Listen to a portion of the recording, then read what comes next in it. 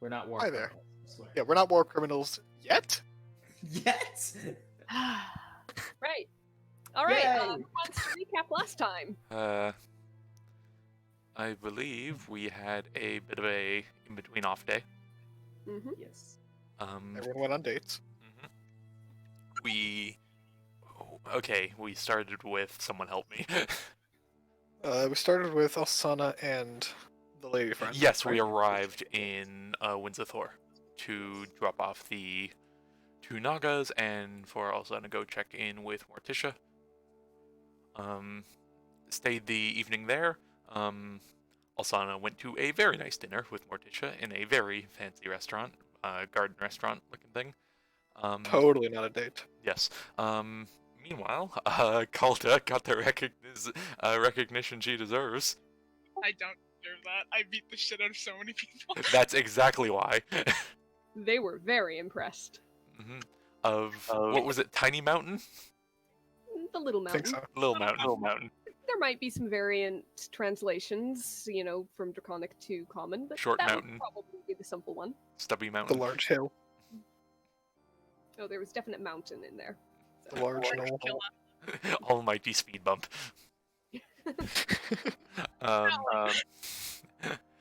So they had a evening at the tavern. Kane and Alaris had some very nice spicy food. Delicious. Kane thought so. Alaris fell off his chair. Ouch. They had an evening at the tavern. Am I cut off? Am I not hearing you guys? Yep. Hello. No, can you hear us? Test. Heck, hold on. Yep. Nah. Hello? Test. Yes. Yeah, no, we There hear you you, Conrad. Keep going. Yep. I know. I'm testing for her. Yes, thank you. It helps.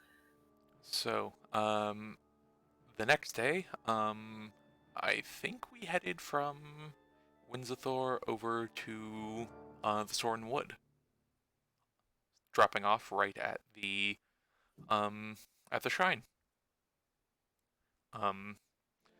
Had a nice catch up with a bee druid friend who I always forget the name of. Eddie? No, not Nettie. Nettie That's seems the right. weird hag. Ah, right. No, that was Nettle. Oh, actually, no. That reminds me. I missed the thing. In Windsor Thor, also got the magic items further identified.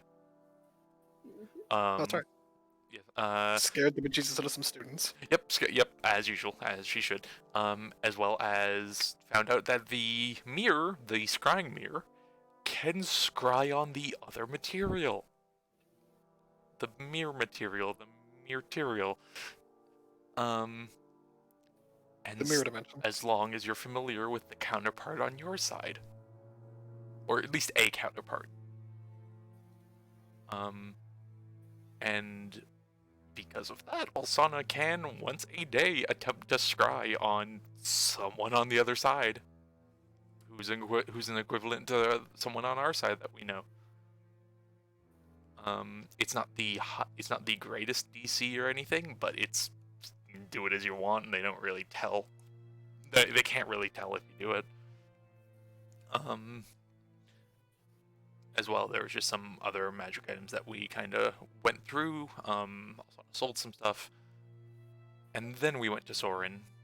Caught up with Bee Druid. Kane bought some honey and some fruit.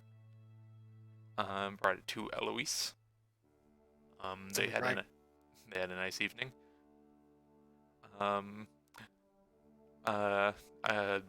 Alaris headed over to Walton from the little split from the shrine to go be dad man and see family. Yeah. Wife and kid were adequate. Adequate. I don't know how family stuff works. Good. And did Calder get up to much this morning? I started rumors. Yes. Oh yes. You mommed it up. But you didn't mom, you like Southern Texan mommed it up. You Which possibly was ruined a kid's reputation. Yeah, I yeah. may have. I need to go back and fix that in a few months. You might have hurt some people. We don't know. Yeah. But no war crimes, so it's fine. Someone's day was at least Yeah. ruined. And that's female empowerment. God, stop it. And I believe we ended it off around there. Is there a cliffhanger I'm forgetting? You did a bunch of looking into the other dimension. Yes. 7 days worth, which I assume you got messaged about? Well, it's going to be caught up with here. Okay. Mostly because I don't know if you guys are doing things in between, and if so, I'm going chronologically. Alright, The fair enough. rules were just to get them out of the way before we got to session. Yes. Ooh, all right. I think we're good. I think that was everything. Hope so. I believe it was. So, we open on probably about the 21st or so. We will mostly summarize, occasionally play out things that you guys get up to in the meantime. Yeah. Elaris, you can just stick Be around, family be man. dad for Yeah. about a week or so before you have to head back. It's nice, if a little bit odd in feeling to have gone from adventuring over all these months to just a solid week of being at home. There are things to do, there are things to fix around the house, there's stuff to do in the community and the forest, but it's pretty well cleared of problems by now. And so you might find yourself at just a little bit of a loss in between the enjoyment of being home. You've gotten used to a somewhat different lifestyle, and it'll take more than a week to settle back into this, as nice as it may be. So, Calda, are you up to anything for this week or so, or are you wanting to go with people if they go places, or anything like that? She'd probably tag along with Kane if he'd let her. I mean, why not? All right. And Alsana, we left off and you were in the region of Soren with the others, catching up with Navira and things like that. If you ask around, you'll find out that the potential wizard, half-elf, Uthamar, had already set out probably a couple of months ago at least to go towards let's see, where did you suggest? He's already long since set out towards Veravale. All right.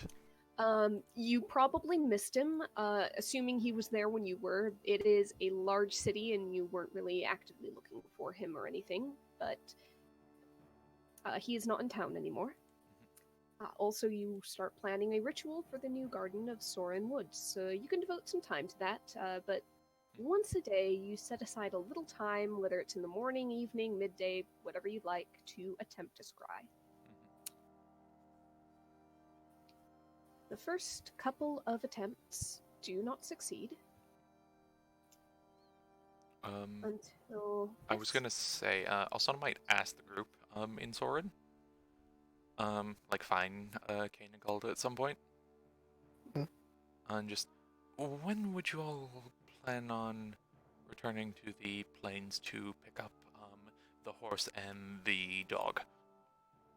I at least want to go talk to the orcs, so the sooner the better. Right. I mean, we could go today if you wanted. You alright with that, Calda? Yeah, that'd be perfectly fine. Well, it would be the day after they arrive there, but yes. Well, yeah. That'd be fine. We would be Nothing. spending... we would be spending at least a decent amount of time there, probably around 8 to 10 hours. Though I don't need a full day. If that's alright with the two of you? Stay there for a few days, do what work I can, and check in on the swamp after. Well, here's the other thing. I am kind of your mode of transportation. And Yeah, I once can... we're there, the swamp's right there, I can just walk. We also have to be at the shrine on the 1st. Yeah, it's a day there, day back. Yeah, how about I come along with you just to keep us on track, maybe? Sorry with me. Alright. Maybe we can get some more fishing in. I've never seen the swamp before. Swamp fish are gross, but they're good eating at least. It'll be a fun experience. All right. Could we take the trip from Soren to over in the Howling Plains by the orcs? All right. Are you going on the 21st then? If that's the day after we arrived in Soren? I believe so, because we left off on the 20th, I think. So, yep, on the calendar, the 20th is the last one in green. So, So 21st. yep. All right. So, on that day, the three of you pick up and take a tree. I'll say that the directions you were given, etc., you don't know of any trees directly where the orcs would probably be camped. However, you would know the way from where you last left them, which was a little bit of a wooded copse. So, you'd be able to get out of a tree there and follow directions from that point on. It takes a good chunk of the day just in travel. They were not particularly close to the place where you parted ways. Osana could commune with nature to hone in on them. Oh yeah, that'll definitely help. It shortens your travel time just a little bit from what it might have been otherwise if you were just kind of wandering and hoping you were going in the right direction until you found a landmark as described. Still takes a few hours. But eventually, you come upon a fairly sizable encampment. Mostly, it's made of structures that look like they're built to be taken down and transported fairly quickly. Though you do see some areas where cut wood is hammered into the ground to make fence posts of sorts, often ringed by ropes or crossed with other pieces of wood tied together. You see some various livestock, a pen of chickens, some very large ox-like beasts. And as you approach, you are noticed. There's a little bit of motion at the edge of the camp. And you see approaching you Vola Skullcleaver and a few others, but she seems to recognize you instantly and waves them back. Kane will immediately just like lift a hand in greeting and basically yell for permission to enter. She yells back in Orcish, "Granted. You are here for your horse, aren't you?" And for Please tell me you mean the winged one. yes, please tell me that's the one you're talking about. That is the one I am talking about. Oh, thank God. For the winged horse, as well as to lend a hand if needed. You did right by us, and I hope I can do right by you. The hand has already been given. Your Okay, help so- with the hunt. Any other work needed to be done around here? There may be. We will see. You have the winged horse. What about the string whore? She kind of looks over towards Kane slightly as she It translates. almost seems to Yep. Ah. He has been doing well? Gross. Perhaps to you, but Yeah, we I see know. value in strong children, and if you both came of the same stock there, then there may be hope. There's like the cartoon like shiver of her silhouette that goes up and down Alsana. Yep. Hmm. Strong Sometimes- children, weaken places. Sometimes I forget how you outsiders view such things. I'd be Simple necessity more of- receptive if it was anyone else. I don't mind that he's a whore. I wish he wasn't abandoning his children. Regardless. Whatever the case may be, he is not needed to raise them here. And if they are not a fit for the tribe, I do remember our agreement. Okay, better topic. Where's my darling Pegasus? Yes, Come she this has way. priorities, apparently. Yes. She has been in Ragash's care. I will show you too.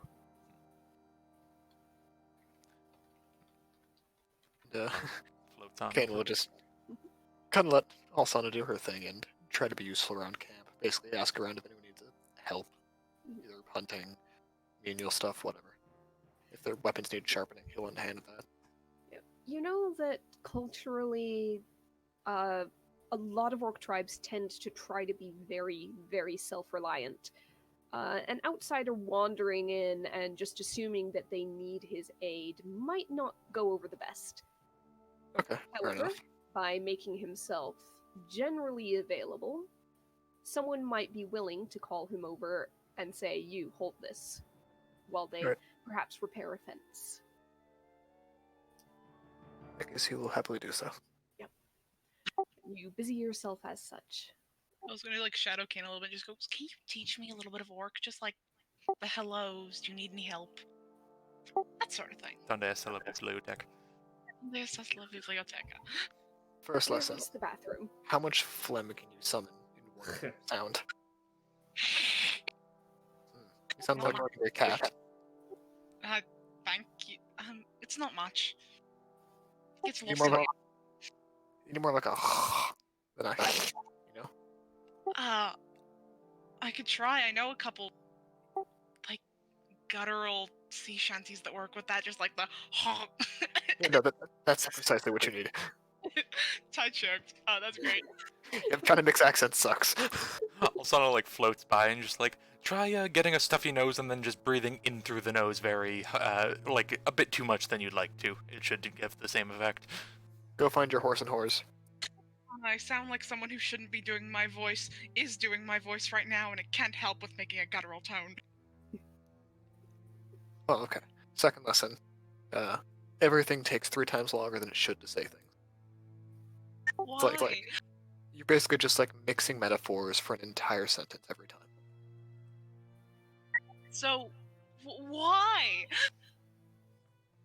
Don't- It's just how it is. Okay. It's I kind of like if it's the equivalent of walking up to someone and saying, "Hey, book good," between going, "Hey, I think this book is good," is like 3 times the length. You know. That's fair. Alright. That's gonna be something to get used to. I know Halfling and Common are both very straight to the point. Oddly enough, Orcish is the exact opposite. Awesome. And he will begin to teach her the alphabet. The alphabet. Oh my god. Well, you got to start with the building blocks. Yep. You need to know what sounds are involved. Exactly. You need to know the difference between H and H. Hatch and hatch. You need to know the difference between and Wish I could do that with the accent. I know, right? I don't think you can. I think it's just the noise. How wide I do the accent, it's horribly impossible. Like I don't think you can go hoity toity. Hey, Kane Can't do it. Kane is already so deep in the sternum, it's hard to mix anything else into that. I'll be right back. All right.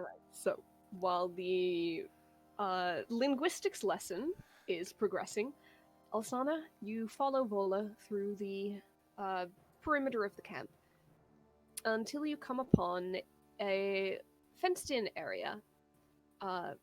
Another one with a lot of those over-large oxen. Interestingly, some of which seem to be fitted with saddles, as a orc warrior is kind of leading it out by the reins or They- taking it on a ride. Are they Roth by any chance? You can go ahead and roll a. Oh, you're familiar with Roth. No, they are not. Okay. You can roll a nature check to determine what they are if you've ever read about them or heard of them. Sounds good. As she thinks about it quite a bit. These are Auroch. Hmm. They are somewhat related to things like oxen, but they tend to be a lot bigger and usually a bit more aggressive. Very dangerous, especially if you're caught in anything that's startling them, any kind of stampede, or if they think that you're a threat. However, they are fairly commonly used among various orc tribes, especially ones in plains where a lot of ground has to be covered, as mounts. And some even achieve certain levels of bonds with them, like having a favored mount. With that 28, can Alana, like, I doubt she will, but if she wanted to wild shape, are they beasts? I believe they are. Let me double check that on the stat block. It is just a Pegasus, right? I'm fairly certain. No, it's an Auroch. Different thing. It's not a Okay. Pegasus. A Pegasus you could not turn into because it is a... It was not what I was asking. Yes, an Auroch is a large beast. Okay. It's got a nasty gore attack, as they have particularly thorny and twisted horns, including a large protruding one at the top center of the forehead. What CR are they? They are CR2. All right. So as long as you're of the level... Mm-hmm. No woolly if mammoths you- around? Not that you can see. Mhm. But yes, if you want to look them up, you can probably find the stat block online. Otherwise, it's in Volo's guide, page 207. Sure thing, If sure you thing. want to find the stats anywhere. So, it is in this area that you come upon it looks like fairly recently fenced off corner of one of these paddocks. And inside of it, you see not the shaggy brown fur of the hulking forms of the aurochs, but the much smaller, slighter white of the Pegasus. He looks patchy. It looks as though some of the fur has fallen out that was previously diseased, but new stuff is growing in. He's kind of in that in-between state of on the road to recovery that almost looks worse than he started out. But you know enough about medicine, you know enough about said recoveries, that you're fairly certain that this is actually a good sign. He's scabby, but he's not bleeding. Yes. All right, Alsana's going to kind of run on up to him. There is a whinny, and he runs over to the edge of the paddock and shoves his head into your chest. Aw, hello, dear, and just kind of the mane. The mane is similarly kind of clumpy, growing back in. It looks like somebody actually took some shears to it. A little bit choppy, perhaps. But as you kind of explore this, you hear an orcish voice behind you. Vola replies to that voice, and then turns to you and translates. This is Ragash. She has cared for this one. Had to cut the mane for the worst tangles that could not be removed. Tell her thank you very much. Oh, you look great. And just kind of pet and... He looks like an eyesore.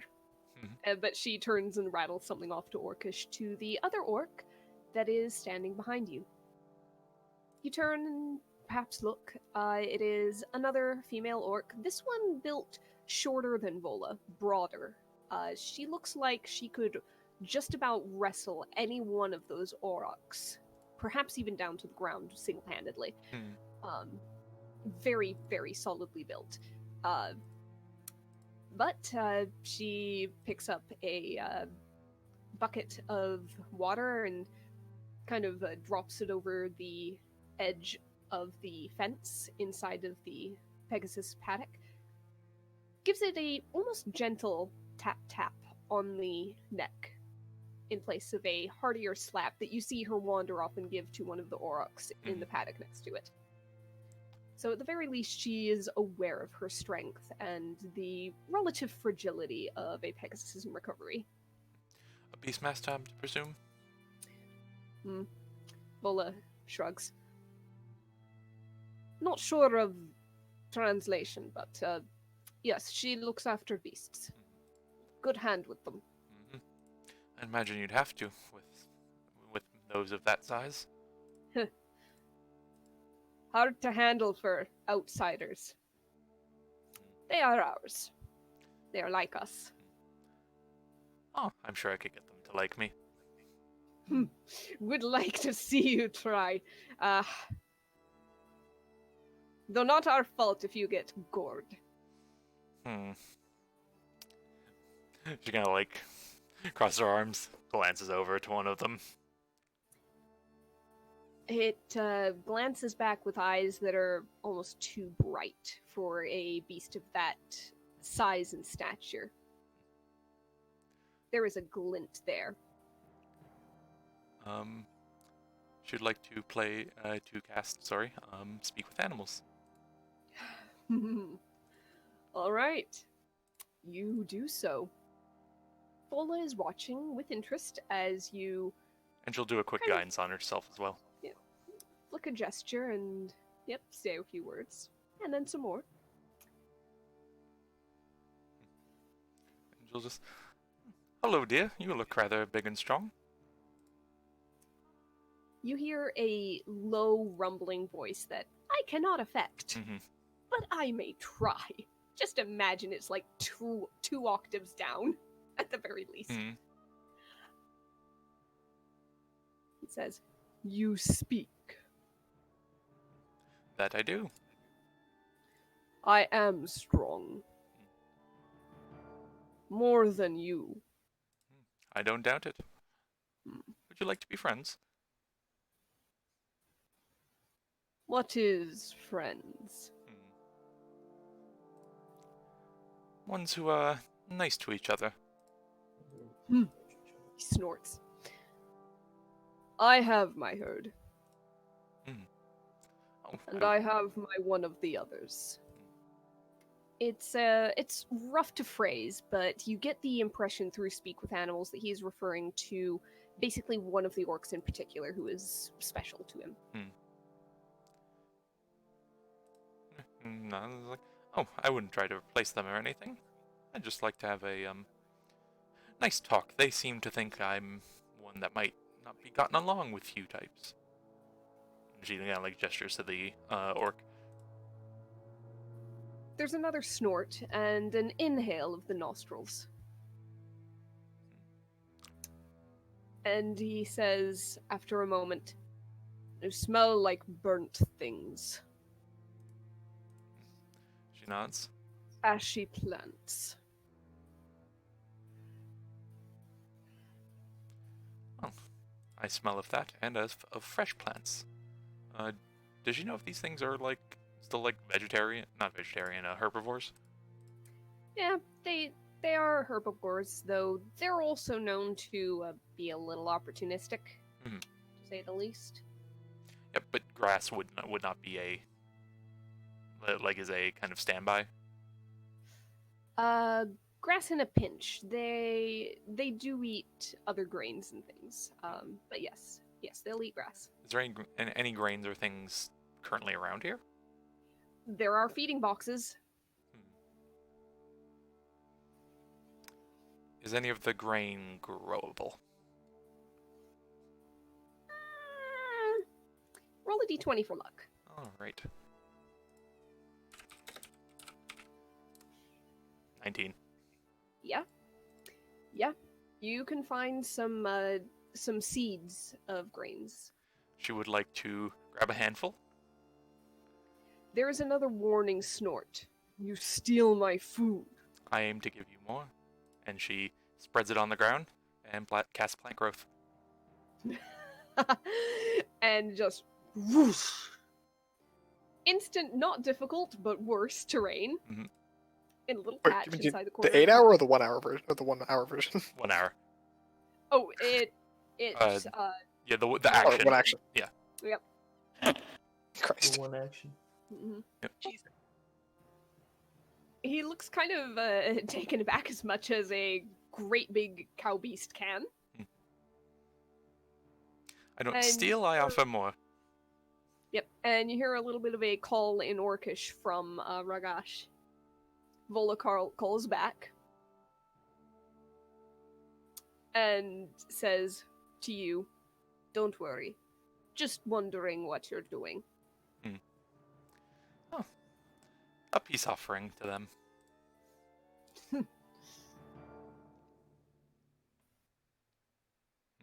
The Auroch comes over, gives the grass and grain a sniff, and a little bit of a nibble, and then looks over and says, "Live plants indeed.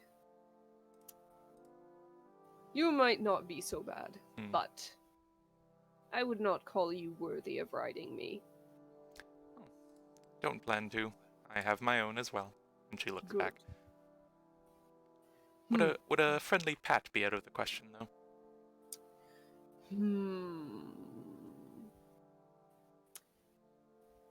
I will allow one. She walks over. Lowers his head. The head alone is at least the size of your entire torso. Here, at the base of my horns. She will give scritches. There is another long, low rumble.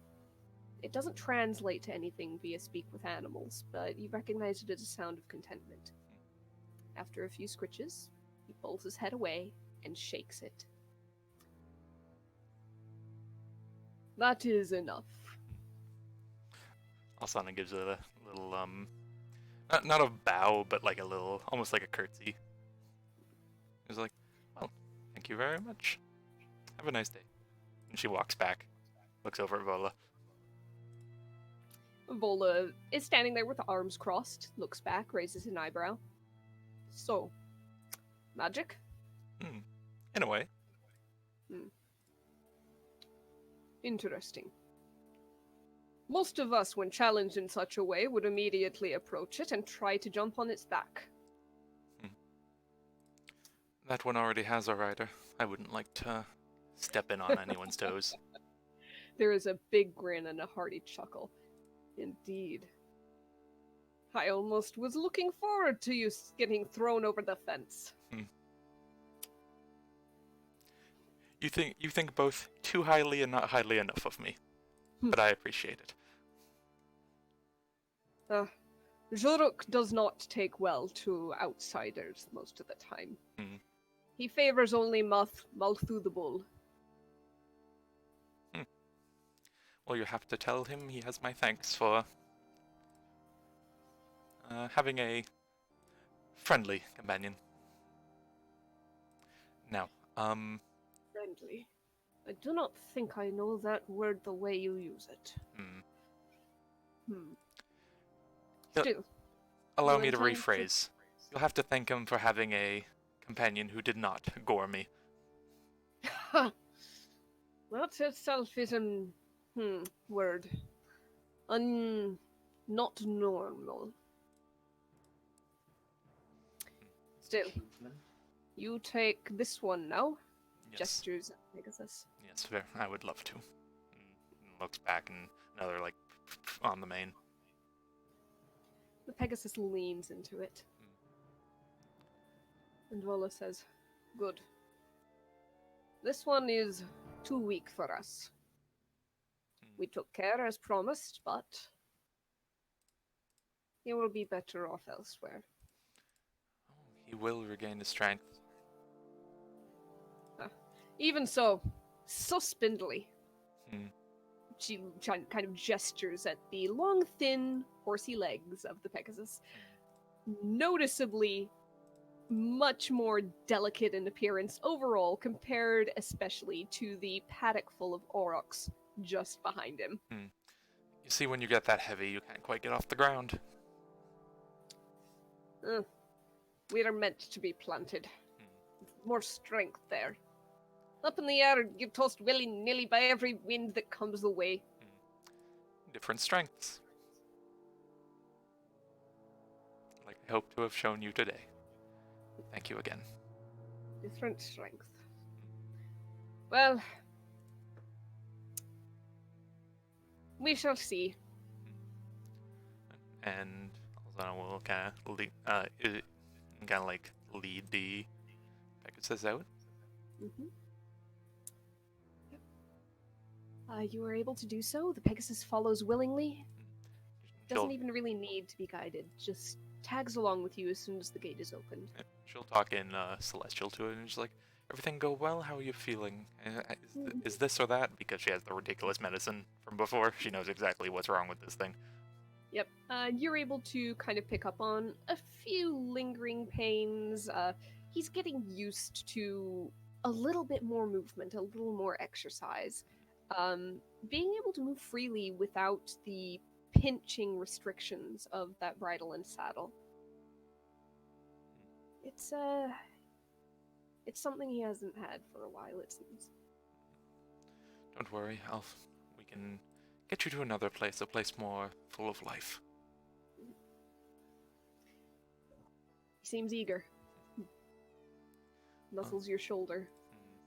And kind of then puts his nose behind you and pushes you along, like walk faster in that case.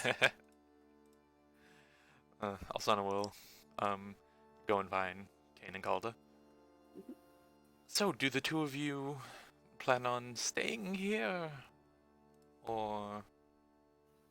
We'll last check with Willa to see if I'm going to be needed in the next few days. But if not, I'd like to see what home is like. And you plan to head from here to the Moor Marsh? Either through teleporting, but I don't think you'd know any of the trees. She Or shakes her by head. just walking. As well, I do plan on heading elsewhere, more likely. Sure. As long Give me a as chance to prep the house. you two will be okay. We'll be good as long as you're gonna be safe as well, right? She nods.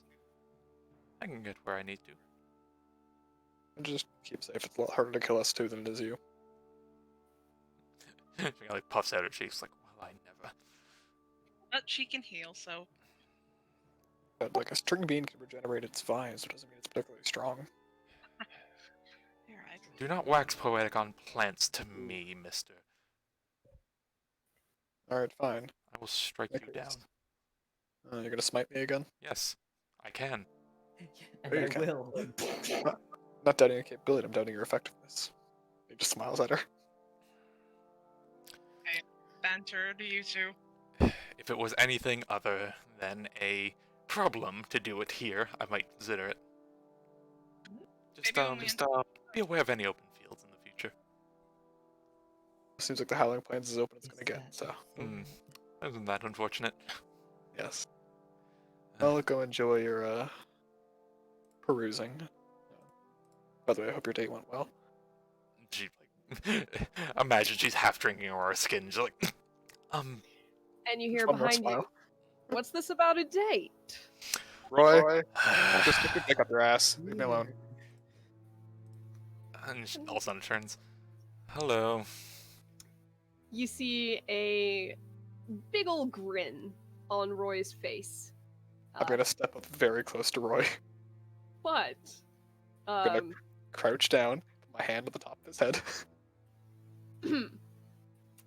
Wow. I have a request of you, and I would suggest you follow it. Uh-oh. I helped orchestrate you having a wonderful few days, I'm sure. And as appreciation for that, you are not going to bother Alsana about anything she does not wish to talk about. And if at any point she tells you to do something, you are going to listen to it. Otherwise, and he'll turn the rod into the flaming short sword. I will oh, make sure that I castrate you wonderfully. that is new. Indeed it is. Interesting, And I have yet to use it, and I am oh so desperate to find an excuse. To be fair, that's less threatening than a regular sword because cauterization would probably be helpful. I turn into a +3 great axe instead. There you go. There we go. Ooh. A bit large for what you need, but it'll work.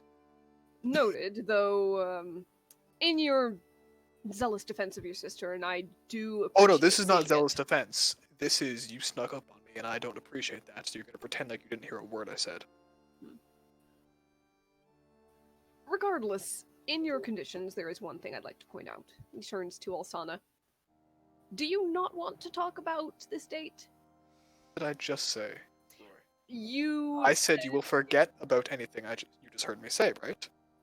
But before that, you said not to ask her about anything she didn't want to talk about, and that depends on whether she wants to talk about it. So, I'm gonna press the great axe very closely to his hip. Kane, go for a walk. I just want to make sure this is clear. Is this agreed, Roy? very well, though, again. If she brings it up to you, she's welcome to talk about it. If Don't not, worry, business. you're anything but subtle. You're anything but so. Alsana, please. Please what? Please, what? I'm having a conversation. Having a conversation right now. I'd rather not be interrupted. Roy puts a finger on the shaft of the great axe and kind of nudges it away slightly. Then you agree. Pushes it. Very well. Alsana, I will trust you to let me know if he does not keep his word. In the meantime, where's Vola? He's gonna head that way. Yep. Alsana Volda points kind in of the direction. followed behind and is not too far away. She seems to be talking with another orc. This one with a patch tied over one eye. As broad-shouldered and heavily scarred as they come.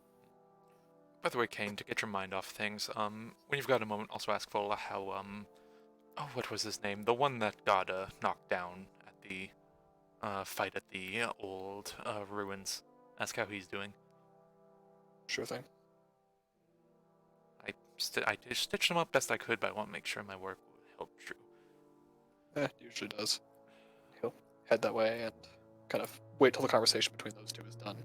Between Vola and the eye patch one. They actually had been kind of looking towards you, and as you approach, the conversation does stop, and Vola gestures you forward. Thumbs up. This is Saltha Iron Tusk, the leader of our tribe. Nod to him. She is actually a her. I didn't Sorry, I'll specify nod to that her. earlier. My bad. Saltha nods back. Looks you up and down with her one good eye. And grunts a little. Turns to Vola and says, still in Orcish, this entire conversation is, I'm surprised. This warrior seems smaller than I expected. He just like grins at that. She grins right back. Then he goes, Almost an aggressive grin. he'll just be like, well, Then it slacks a little bit, and she says, but you proved your worth to a trusted blade. Sometimes appearances can deceive. smiles and says, you would be very correct about that. The little mountain over here, and he'll point towards Calda, is stronger than I, and she's smaller than I am too. Interesting. Perhaps we reject halflings too quickly. They're mighty, mighty breed. Hmm. When they want to be. Otherwise, they can be rather relaxed. Always put me in mind more of chickens than anything else. Yes, but a chicken and a falcon aren't that different, really. Just a matter of how they use their wings. All of a sudden, he isn't Everything hearing this, to but gets a consider. nosebleed regardless. It's an Orcish. Metaphors, man. There's no translation in English. I'm sorry.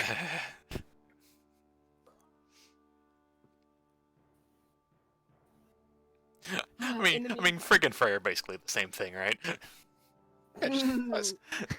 Ooh, Eh, that hurt me a little bit, actually. there's I a promise you whole it hurt Ariel more. thing. That's a Oh, whole yeah. thing. Yes. Anyhow, you are introduced to the chief. She doesn't directly thank you for your aid, but there's enough roundabout language that appreciation can be implied. Kind of like an Irish goodbye. It's an Orcish thank you.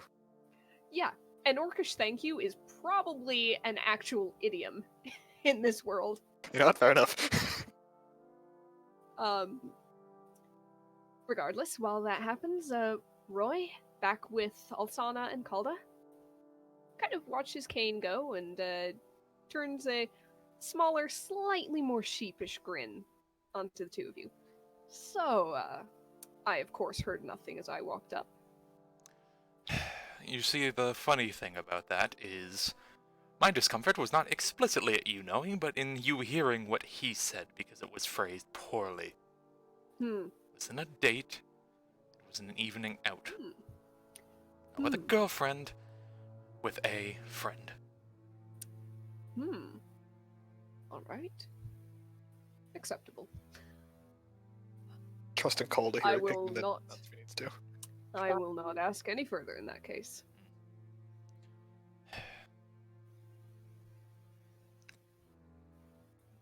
Well, what are So your... you're picking up this one then? Yes, indeed. I've got a place that would serve this kind better. Place with more life to it. He reaches over and gives the Pegasus a couple of gentle pats on the neck. Also says in Celestial to the Pegasus, don't worry, this one isn't mean or cruel, just trashy. The Pegasus just kind of nods, and even before you said that, had kind of leaned into the pat.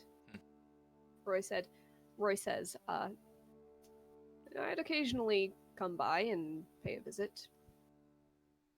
Oh. He's a good creature.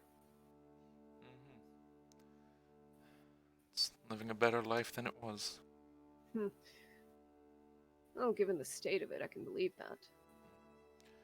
I assume you came across it in your previous ventures? Not really. Where'd you come across it? Out here in the plains. At a, let's say a favorite locale of yours. With a best friend of yours. Oh, the one I try not to think about. Don't worry too much. You can think all you want. She is no more. Well. That said, Then- don't think you can move into the place because there's a new one there now. Oh, I wasn't. Oh. Already? Hmm? I mean, I wouldn't have wanted to move into the place anyhow. It was a bit of a dump, but, well, that was a very quick turnaround in that case. I may or may not have had an indirect hand in it.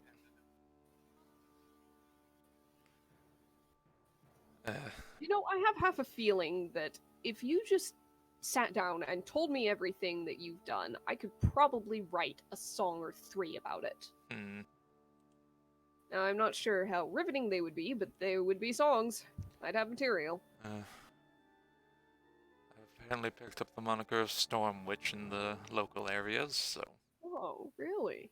wouldn't be the most unbased thing. Stormwitch. Lyrical. Though I don't need you emphasizing that greatly. But, You look at him and you can see the wheels already turning in his head.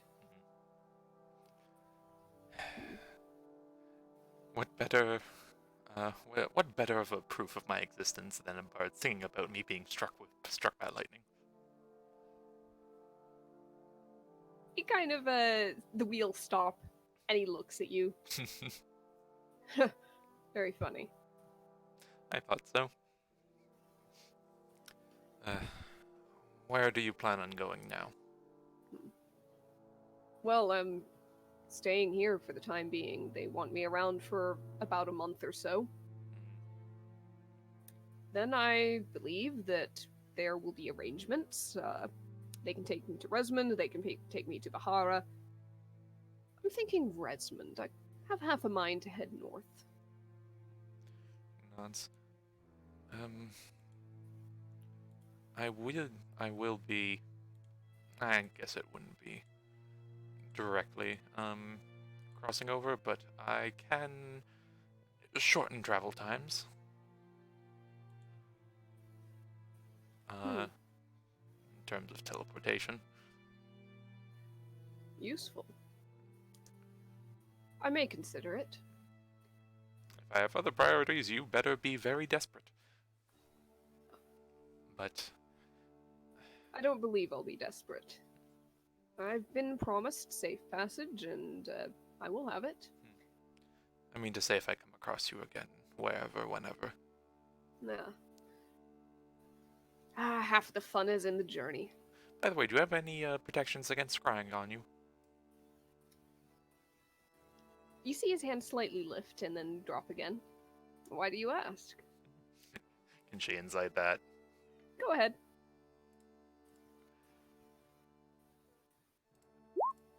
Ah, 11.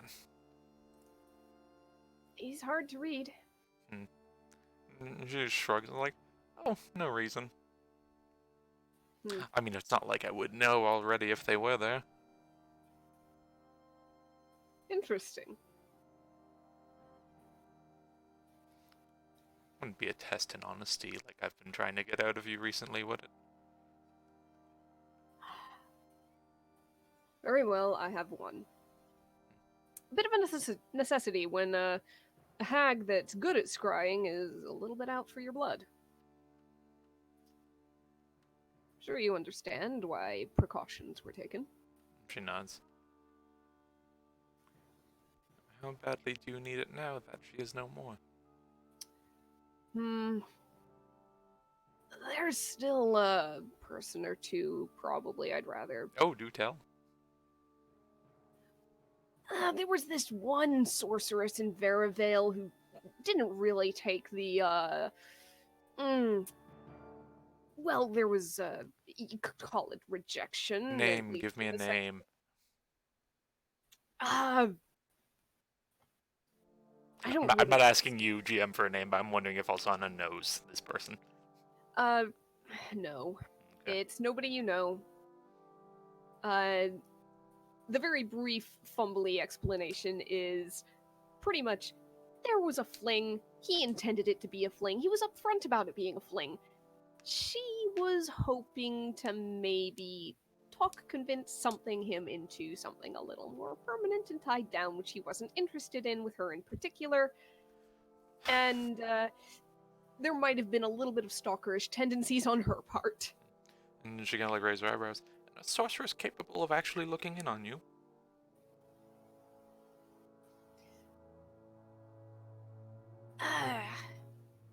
She must be Well, you know, fairly I'm- capable. Fairly, which you might guess is why I'd rather not be found by her. She nods. Ah, I'm just wondering if I'm going to eventually meet your rogues gallery that is my stepmother's. No, I didn't marry any of them. They're not stepmothers. Yes, you seem to be evasive to that, don't you? Look, once upon a time, I thought maybe, but I've since settled on the fact that it's just not for me. Right. Lily grabs her. So instead of settling down, you just don't use protection. What's... I mean, most of them will, like, drink the herbal tea. Just to make sure. We've had, I'll even pay for it, but... Oh my god.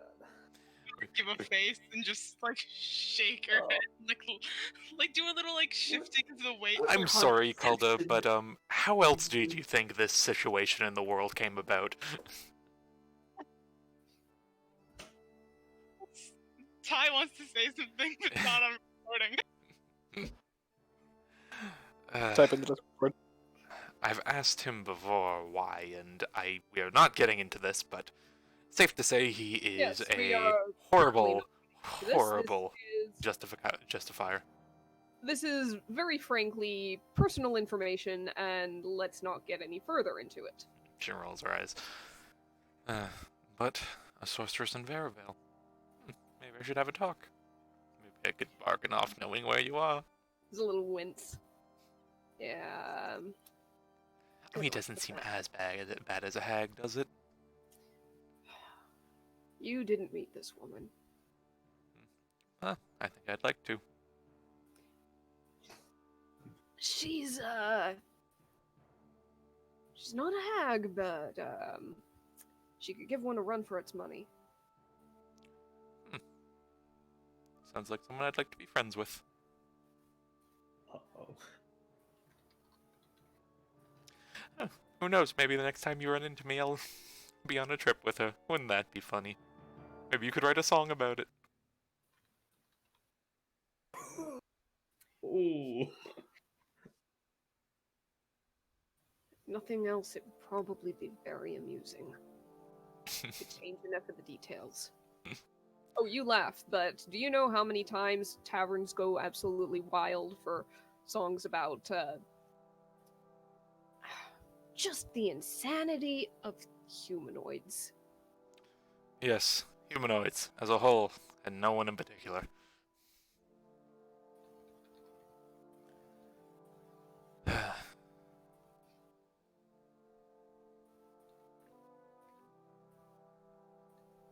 Word chat is so fucking funny right now. Stop.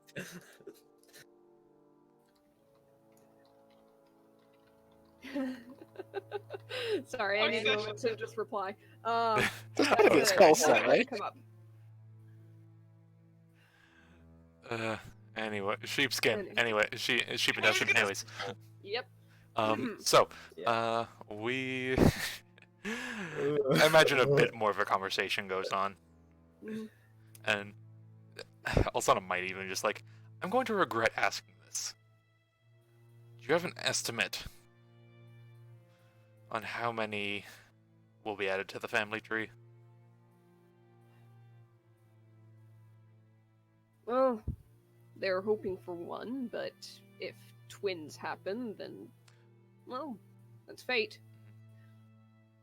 But Don't worry, I'm not going to cause them any problems further down the road by making half their population sons and daughters of mine. Don't worry she about pinches it. the bridge of her nose. It was not what I was worried about, but my goodness. The fact that you bring it up means you considered it. Oh, it's not that I considered it, it's that I figured that maybe some terrible assumptions were being made. Yes, of course, because you've painted yourself such a nice picture otherwise. Don't You're a whore and you know it. I only go where I am wanted. she like tilts her head like, Sorry. whatever you believe. It's okay, dear. Have it. She like pats his shoulder. Well, if I see you again, then till then. If not, then good luck out there. And if I find you in another stockade, I'm gonna have to start charging you. Charging me. Well, I'll do my best to avoid it. I typically do. Yes, of course. That was a one-off. Mm-hmm. Lots of things are supposed to be one-offs with you, huh? Well, I think I've spent enough time here. This isn't quite over by the main area, but it's still a taste of death around here. None of plant life. Calda, do you need anything? Last second. Nothing from here. I can leave you with the sending stone if you'd like to get in contact with Alaris. Keep it. You two are both alone, even though he's with family. It's still concerning that both of you are going to go off alone for a little bit. I'll be going to a safe place, don't worry. I'll be anything but alone. Alright. Mm-hmm. I'll have a scary ice-breathing lady about with me. How about that? Oh. Well, enjoy. At that point, then I will take the stone, of course. Then you're much safer than we'll be right now. And she hands over the sending stone. Ooh. Right. So, with that traded hands, Kane, you finish your conversation and introduction to the head of this tribe. Basically, just lets Vola- Vola know Mhm. that he's going to be in the area for a day or two, but if he's not needed, he's going to head to the Wall Rush after. Alright. You were told by Vola on Saltha's behalf, and with Saltha's permission, that you and yours are welcome in this tribe should you ever return to the area. And in fact, should you return and wish to stay, you would be especially welcome. Yeah.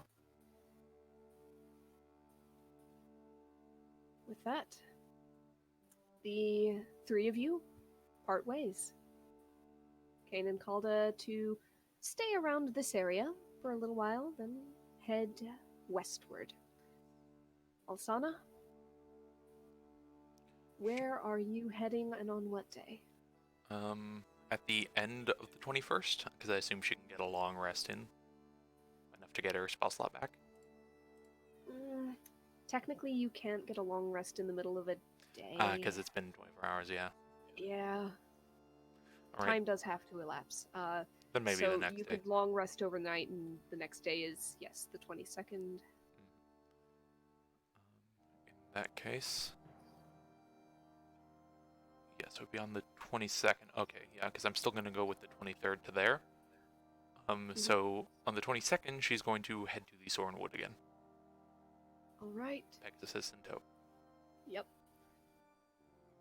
The Pegasus pauses a little bit at the tree magic, but you're able to rush him through. He trusts you and follows you. You emerge into the Soren Wood. Navira is not in the clearing on this day. She's spending a little time in Soren, perhaps. But the bees are there, the lamp vine is there, the spring is there. And you see the Pegasus's ears prick up, and he starts to walk towards it. How's this, dear? Much better location?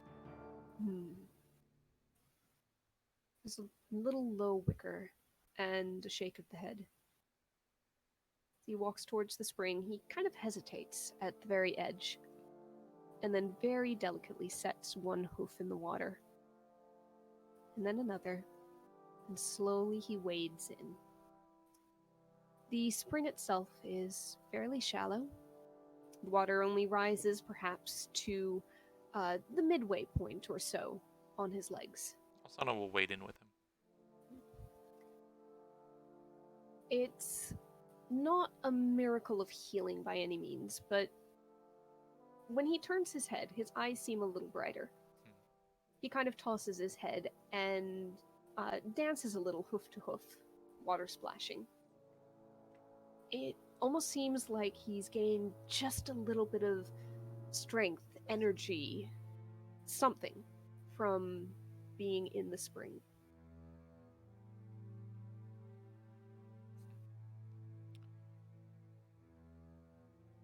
Feeling better, dear? There's another toss of the head. How'd you like this place as maybe a home? He rubs his head against your chest, up and down.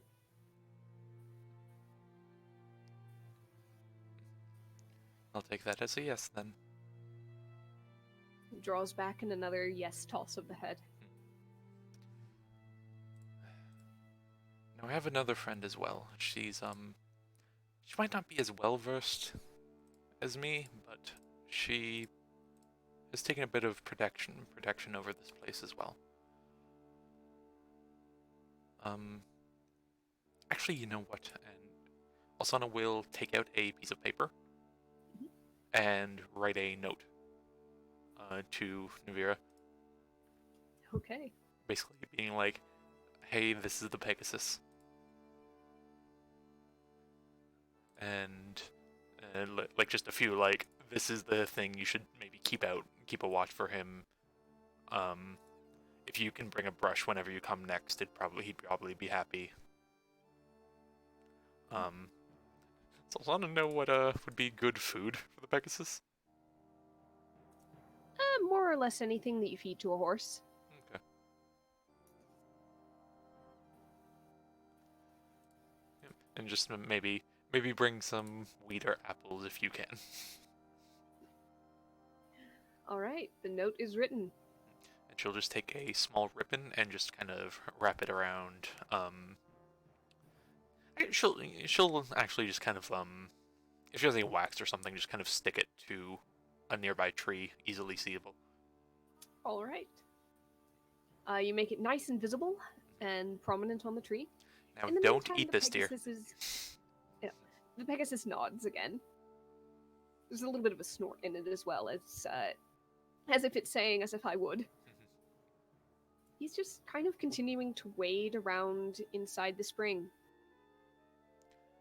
This place used to be it used to be guarded by one kind of like you.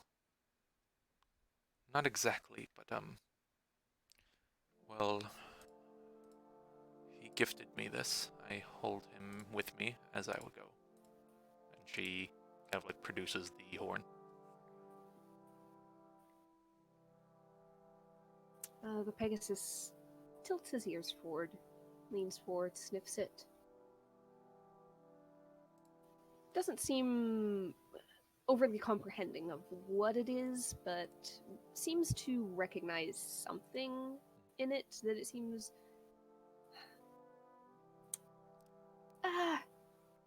He doesn't draw back. He does kind of continue to keep his head near it. This was something that was a blessing, so to say. After I cleared this place out, it used to be wretched, terrible. Even worse than the plains back there.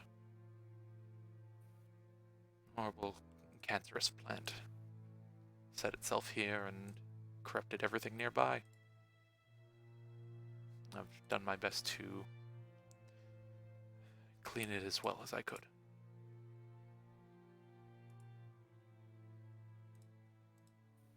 And if you'd be okay with it,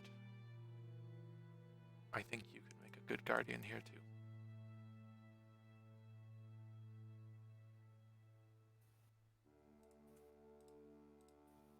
You see an acceptance in the Pegasus's eyes.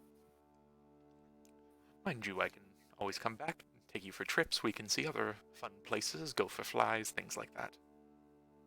I don't mean to say I'm just dropping you off here. I would never. Another whinny, and he kind of pushes your shoulder with his nose. Oh, Takes a couple of steps back, still in the spring water, and you see him very slowly and carefully lay down in it. Unusual for a horse, but they occasionally have been known to do so. And with the water lapping around his sides, you see him kind of spread his wings across the surface of it, prop his head up on a rock, and just close his eyes with a deep, almost contented sigh. I'm glad you like it here. Now, like I said, I think you'll like Navira as well. She's very nice. She's more used to bees than horses, so be patient with her.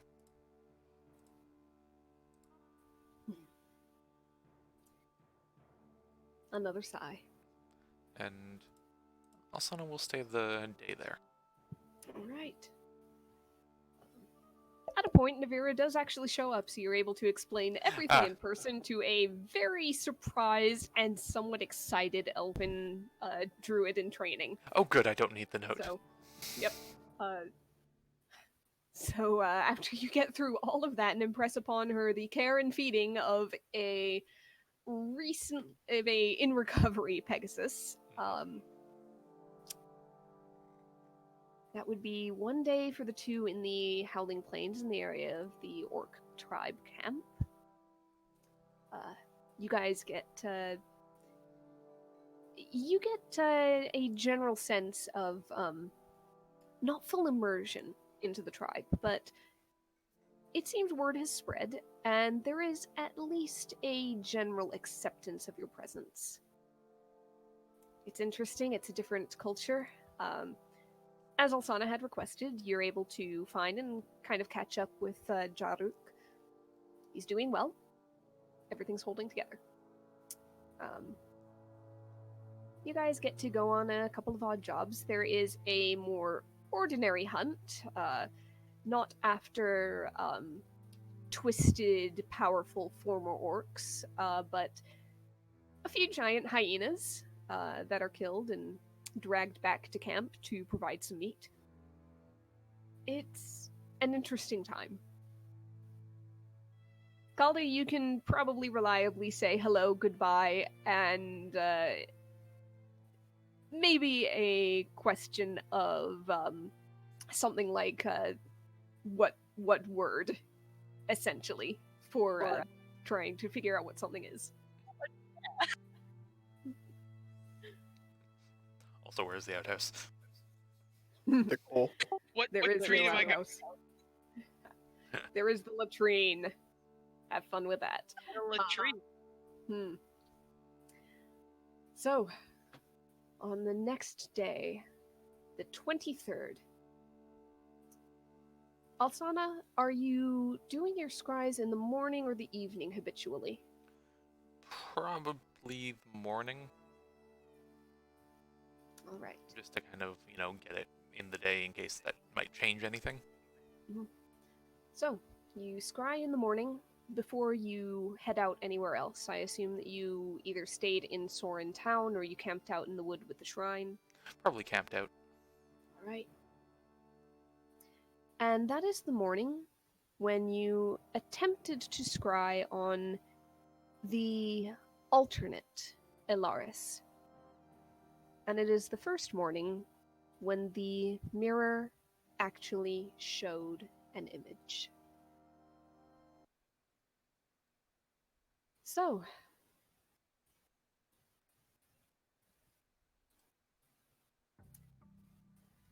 you see forming in the surface of the mirror a picture of a figure traveling down what looks like a well-trod forest road. It's under dim, almost stormy skies, the sort of skies that carry the threat and promise of rain, but haven't yet delivered. He looks very much like the Alaris you know, except that his hair is cut shorter, and he wears different attire. Open-fronted robes of deep black, edged and marked in silver, over the top of what looks to be traveling clothes. Everything on him seems sturdy, well-made.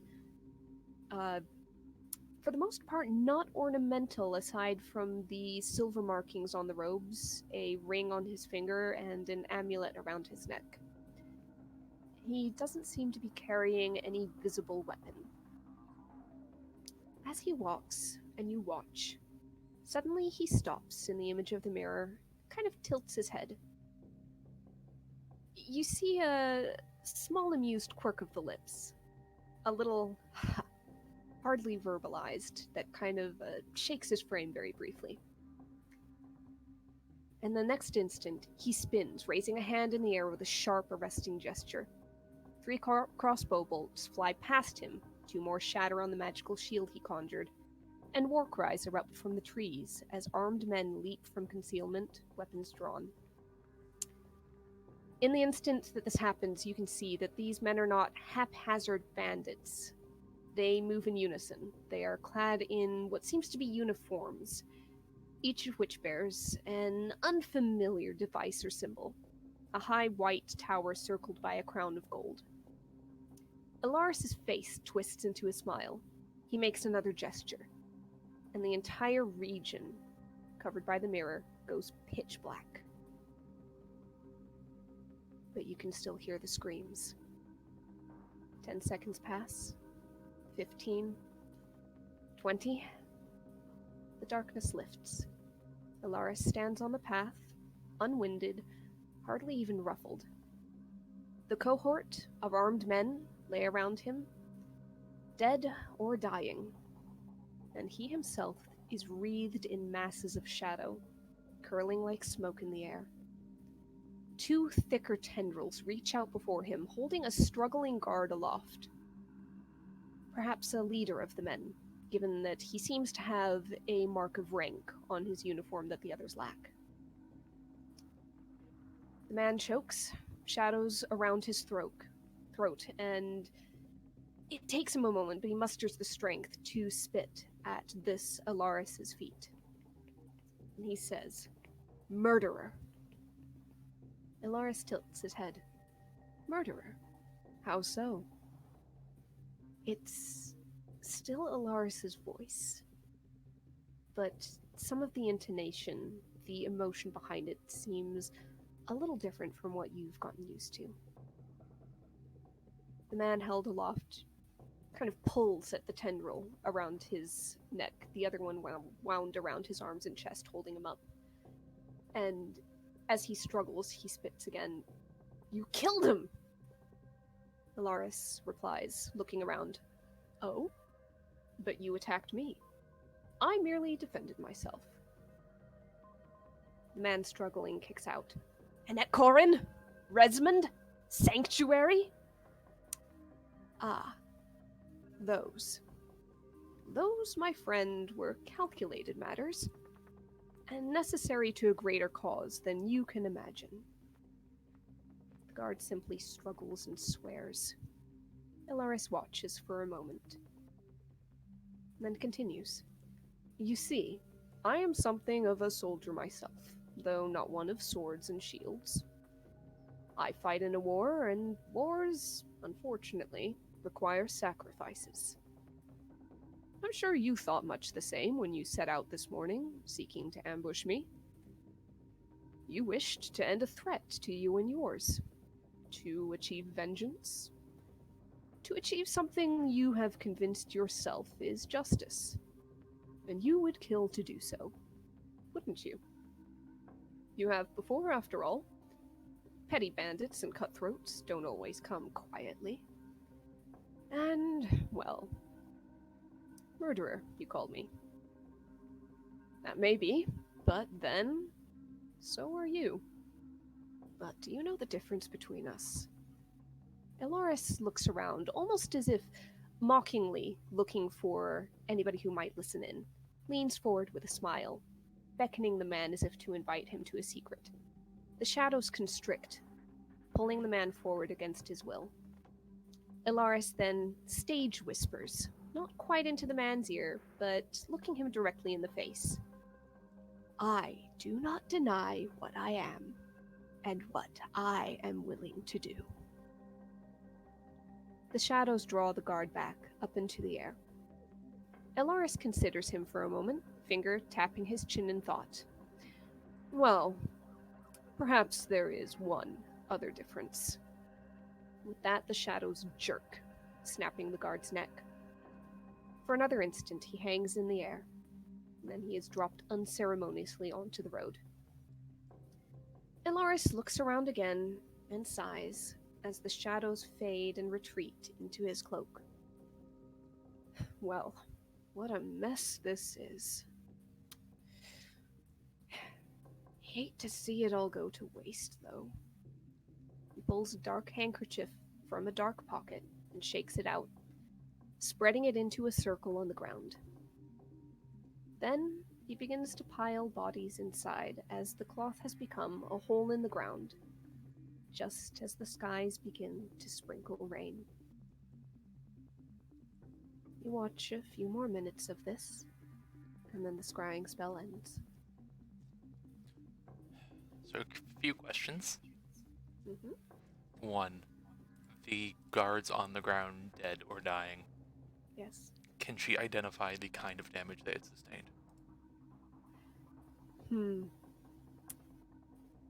You can go ahead and, a medicine check. I know you roll really well, but it is secondhand, so let's call it disadvantage. Alright. Guidance applicable? Guidance applicable because you're thinking about it after the fact and taking a moment to center your thoughts. 27. Wow. 31. Oh, 31. 31. 31. Ah. Wow. All right. For the most part, it looks like it was magical in nature. You didn't see bloody wounds. You didn't see signs of things like broken bones or anything of the sort. It looks like a lot of it was cold or necrotic. There's a lot of blackened patches of skin that were either necrosis eating away or were severe frostbite, the sort of things that you might see with spells that deal immense cold damage. Um, some of them were laid out in clumps, almost on top of each other, perhaps struck down by the same thing at the same time. You know that he did work his way through these men very quickly. You don't know the level of training they had, but they did move well as a unit. You don't know how powerful they might have been, but it didn't look like there were any spellcasters in particular among them. Also, I assume she recognizes the darkness spell. Yes, that was definitely a darkness spell. Does she recognize the silver script on his robes? You can go ahead and roll another Arcana check, again at disadvantage, because it's kind of a hindsight picking over your memories I thing was- rather than something that you're studying. I was Oh, gonna as you say were- stuff as you earlier, were rolling? but I didn't want to Okay. cut in. Fair enough, fair enough. Go ahead and roll it actively in that case. Yeah, that was the like if it's Yes. one thing she can look into, I'll take the normal on Yeah. Arcana here. Normal Arcana, no guidance. Let's Alright. call it that. 16. 16. Not specifically. You recognize that they are likely robes meant for a spellcaster. You're not sure if they are enchanted in some way to aid him, if they are in some way defensive. You don't know if they actually do anything or if it's a style choice. Okay, what about the like literal writing script on the side? Um, it's not really a language so much. It's markings. It's definitely arcane. Um, Okay. but it's not so much a signpost that says this is what these robes do. Yep. No, I'm not looking yeah. for not looking for the magic item description. I'm looking for if it leads to any like abyssal, celestial, etc., etc. Not really. Okay. I'll say this much: you didn't get a great vibe from it, just on sight. However, a 16 isn't going to get you much more than that. All right. Bad vibes. Yep. Also, the whole scene was not great. Yeah, no. Lastly, could she tell anything about Alaris's physique in comparison to the one she knows? Not too much different, honestly. He was very quick on the uptake when it all began. Whether it's because he noticed something early or whether he's just that fast, you don't know. But he's not solidly built, and the robes hide a lot anyway. From the shape of face, neck, and hands, which is probably the most you could actually make out, not too different from the one you know.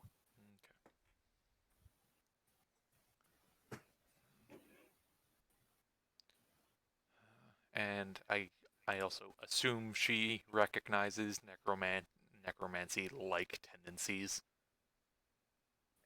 in that last bit of he's taking the corpses. Well, that is up to your interpretation. Okay, it's not unreasonable though, right? You know, Okay. what is he going to do with the bodies? Yep. All right. And lastly, I Put 'em assume into she a knows portable hole. I assume she knows a portable hole, right? Mhm. Okay. Probably. At the very least, you recognize that is some kind of magical storage. It was a handkerchief, it became a hole in the ground, capable of holding a lot of bodies, apparently. Yep. All right. Okay. Last one. Mhm. Does she recognize the area he's in at all? The forest. Mm. Let's see. I would almost say, maybe survival? Okay. Disadvantage because later on. It's either survival or nature. I'm going to say no disadvantage on this one. The medicine makes sense as disadvantage because you weren't physically there to examine the bodies or anything. Okay. It was a more distant visual and they weren't the focus of the scry, so So either survival or nature.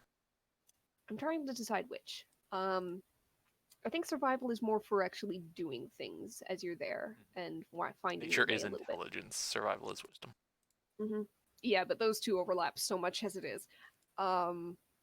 You know what? Finding your way is survival. Let's call it survival. All right. Recognizing where you are in relation to things. Guide's applicable.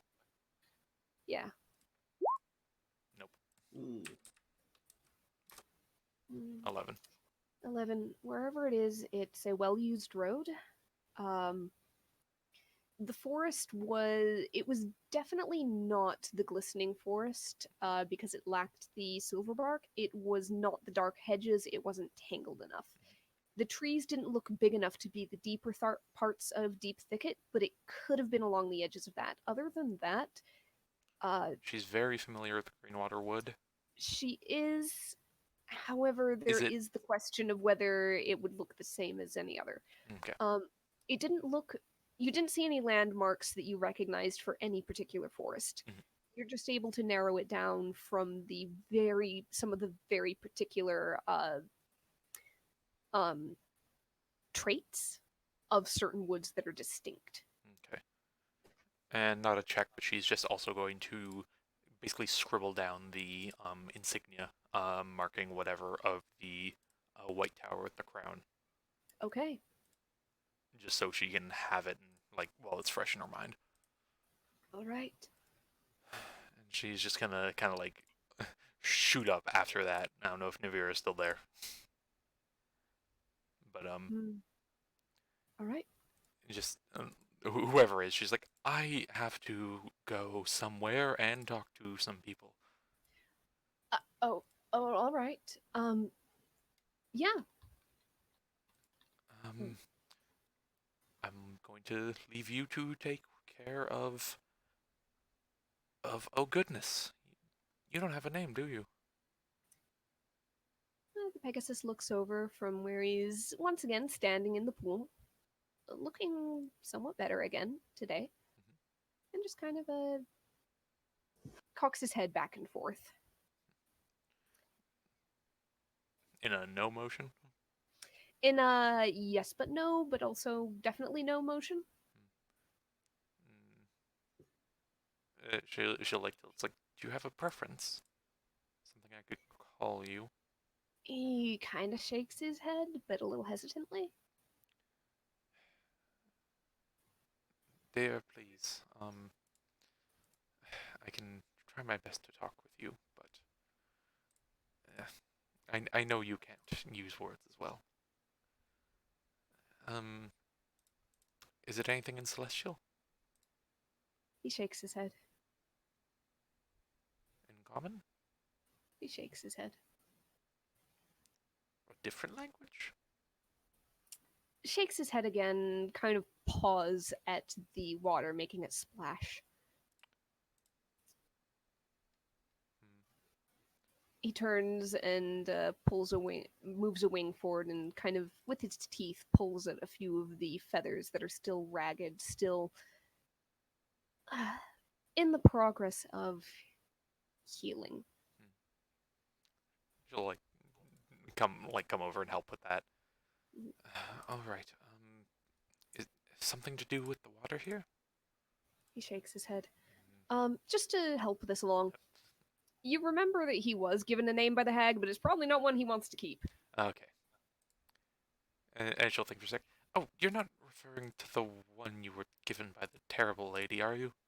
He nods hesitantly. Oh, you poor dear. And she just kind of like hugs the head and just pats him. No, we're not using that one, and that is not your name.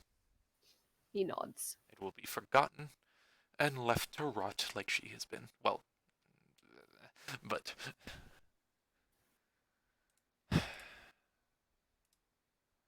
something better.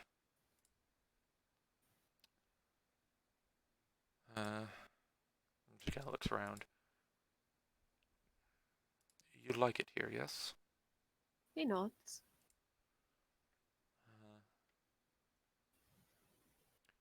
Is there any markings or anything like on the shrine at all?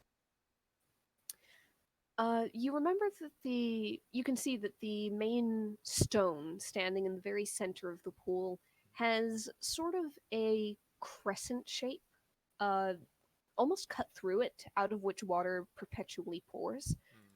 The crescent shape isn't upright though. It is, the points are high and the arc is low. Other than that, it doesn't really have anything you'd call a marking or a symbol. Okay. She kind of like scratches the back of her head. It's the Soren wood, but calling you Soren would seem a bit redundant.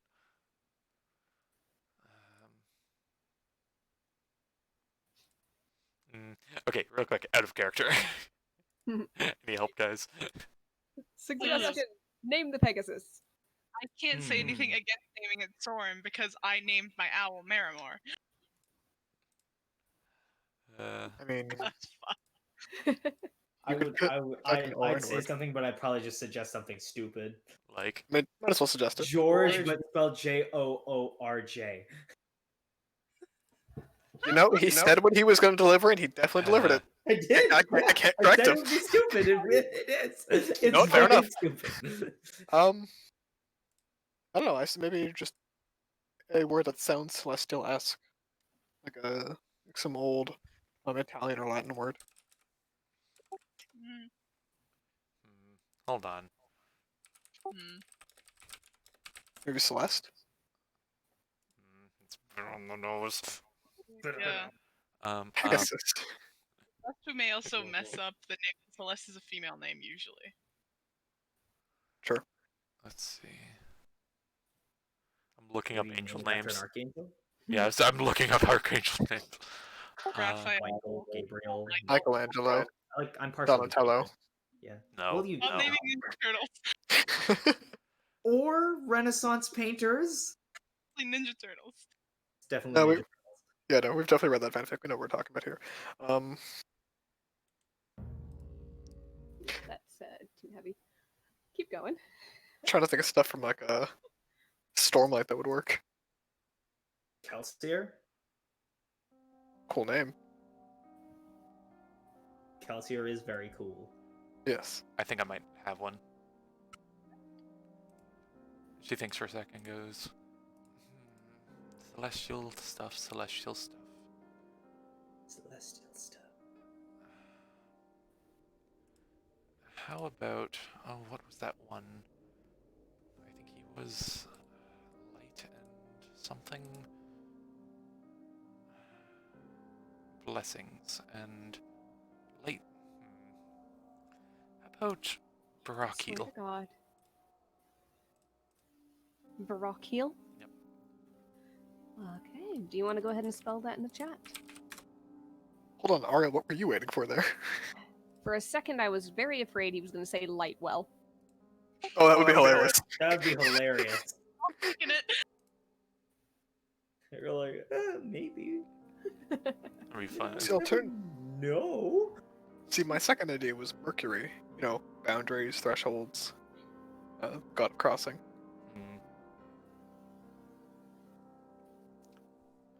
I think Barakiel works. There. All right. Well, the Pegasus will nod. Sound And- reasonable? And Barakiel pushes his head into your chest again. Oh dear, you're making it hurt for me to have to leave.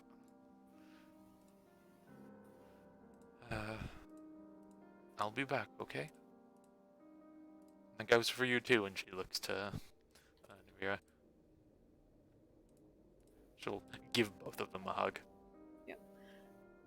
All right. I'll see you then. And yeah, don't worry. I'll take good care of him.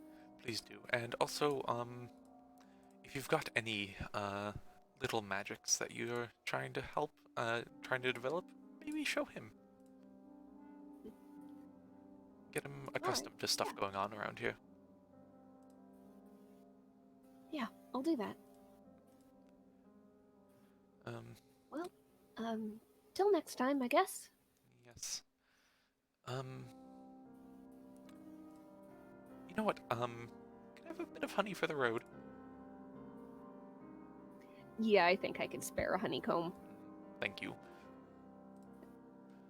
And Yep, she wraps you up one, and you are free to go. She will take that, and she will draw a line on the tree and have it open up, and she's hanged the threshold. Okay. You arrive at Threshold, and a little bit more familiar, you're able to make your way inside. Who are you looking for first? Either Claudia or Tokeny, whoever she comes across first.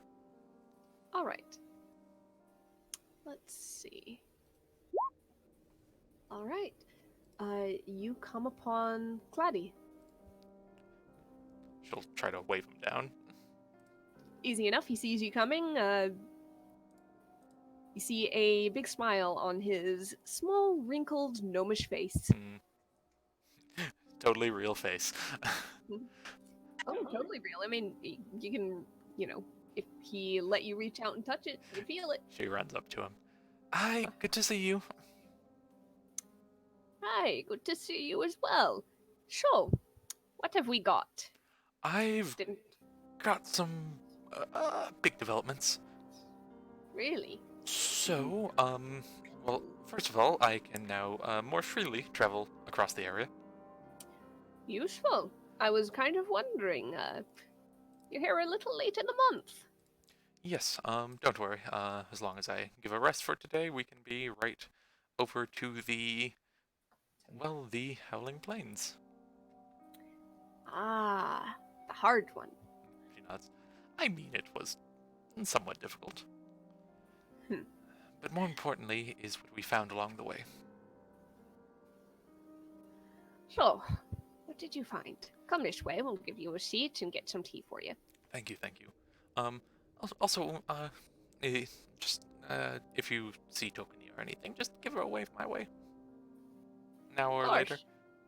Gosh. Would you like some honeycomb? She breaks them off for him. I'd be delighted. He takes it and pops it in his mouth, and there's some sticky chewing, and then sure. Please keep doing this. Sure. Interesting things. So, let's have an old man's interest. Well, I assume because you're an old man, she does the eyebrow wig. Indeed. Not many look this good at my age. Have to agree with that. I don't know how long it's exactly been, but I assume you would know what the plains used to be. Stories, rumors, but yes, it's not what it is here in the other one. Different paths. Oh, it's... And she stops for a sec. Oh, I think I might figured it out. So anyways, here's the part where I withhold information on you for once. We got there. We found the remains of the kingdom that I assume got its power from the shrine there. You would assume correctly. And we came across a number of things. For one, the inhabitants. First of all, 2 Naga. And you spoke with them? She nods. I tried to reason with them, but I failed. They're beholden to the now long dead rulers of the place. Yes, well, it's interesting. Are they still down there? She shakes her head. They take kindly to my requests. The eyebrows raise. Had to be dealt with. How long ago was this? She scratches her head. Maybe a week? Why? They're down there. And he's kind of licking honey off his fingers. She tilts her head. I'm sorry, what? Oh, they're down there by now, all right. Do they revive? Yes, as a matter of fact. Do their bodies revive? Oh, well, they get new bodies. Okay, oh my goodness, thank you. Well, Why? because we took their old bodies and brought them to a merchant who deals in, exotic corpses. Well, those should be gone. Really? The old ones go to dust, and the new ones form Oh, I need where to they write an should apology. be. Yes, you may want to give your merchant a refund. Oh, she's going to be mad at me.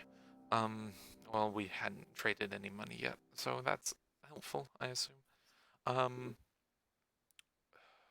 I can maybe have a second chance at them. I doubt they'll be happy with me now. Probably not. They tend to remember being killed. She nods. Good luck. Is there a way to deal with them such that they don't return? Very, very powerful magic. The sort that is dangerous to touch. Could they be sealed in any way? Well, they are bound. There may be some way, but that would be experimental magic. I don't know of any spell that is very specifically seal these nagas. And they are sealed. Alright, I'll look Try into it. banishing them to another plane for a bit, but unfortunately they're going to count as native to this one, unfortunately, so it wouldn't be permanent. And if they were to throw ourselves into a lake of fire in the elemental plane of fire, they would just end up right back here. Oh, yes. Alright. Okay, so, other thing.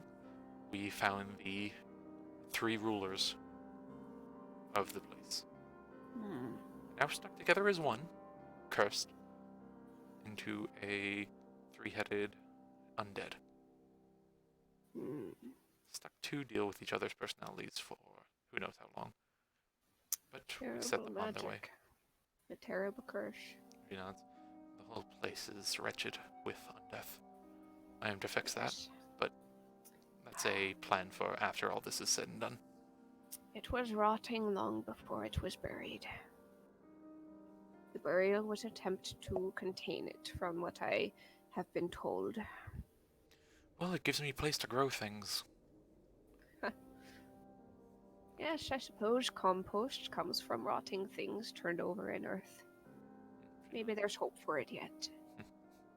I aim to make that hope. But we found some magical items off this cursed being. As well, the Nagas themselves had a interesting insight into the way the world works. It seems they were meant as a judge to make sure those of the other side did not come to deal with their rulers. No, that was not their purpose. Really? It was, as I said, it was rotting long before. On this side, the keepers summoned the Nagas and attempted to make it so that on this side it was good people, and on the other side only evil people. They tried to use their spells and their tools and their Nagas and more to judge the hearts of those in the kingdom, and those all around. But they judged by their own metrics and their own biases, and that's not how the worlds are meant to balance. They misinterpreted everything. And they got it in their heads that their way was right. They It were should be followed. they were rather hard-headed when I had to talk to them. Yes. The Well, whole kingdom got hard-headed in this one. Thankfully, in the other, the keepers went a different path and were not so misled by certain leaders. would that place happen to be an opulent white tower? They are known for their masonry. Beautiful stuff. She'll pull out a page and then put up the symbol. You see both his eyebrows raise. Now, where did you see that? I mean, I could wait until we're done all the shrines to tell you, couldn't I? No, because if you've seen anybody wearing that, we've got a big problem. No, the other ones do. And she produces the mirror. This lets me see the other side. There is an expression of wide-eyed surprise. Oh, that is... Oh! Just a I smug cannot look on her face. Do it at this point. That, in a deep, rumbling dragon voice coming out of this little gnome, that has been lost for millennia here. Seems I found it. There is only one other like it, and it's on the other side. She nods. Who has it? Well, the Keepers do. You sure of that? Our sister organization, yes. So we have an advantage. I'd like to think so. But they've, of course, been trying scrying on, well, those others, and success has been mixed. And that's how you found us, huh? Of course, we knew what we were looking for. Well, it seems I am starting to learn what I'm looking for as well. I saw one of us. Which one? Lars. Probably the simplest to scry. Weaving wretched magics. Killing members of this. And she taps the paper. How long ago?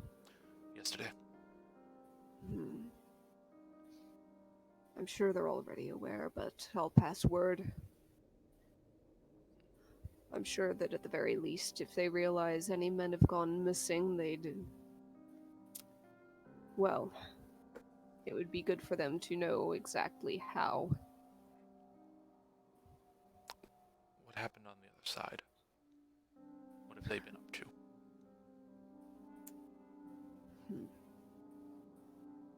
Making trouble.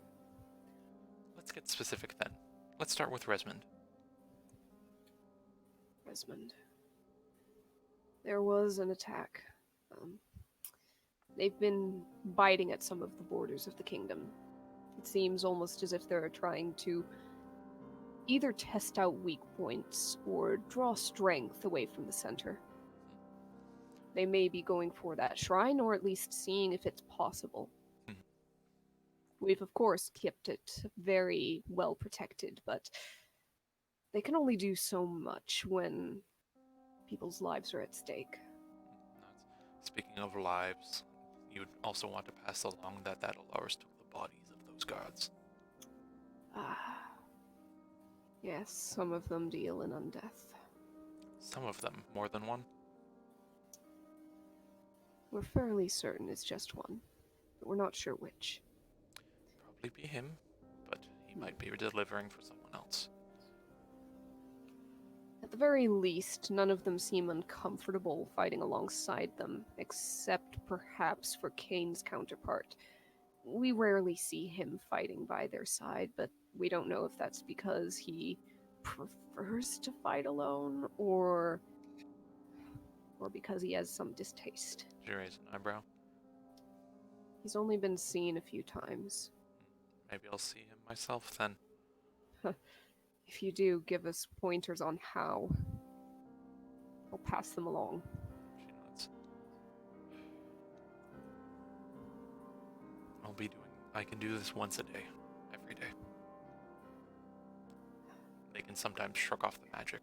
I've only gotten Lars, but I've tried earlier a few times.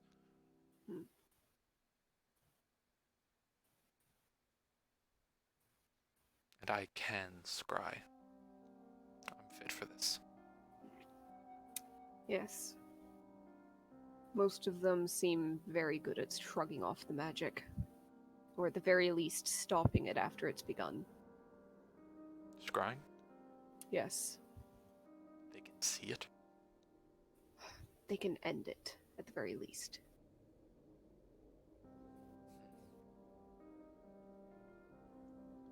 I'll do as much reconnaissance as I can. I already know the preferred method of attack, or at least one of them from Alars. Touch of the grave and a touch of ice. I should be fine against him. From our knowledge and intelligence, he walks with shadows. Nods. And he conjures darkness, which will be helpful if our Alars still has a little perk that I think he has. He might.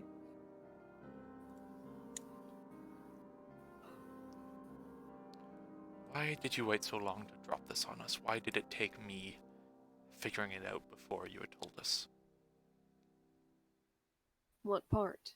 The fact that this other world exists, or? She nods. All of it. This is the end game. This is what we're gearing up against.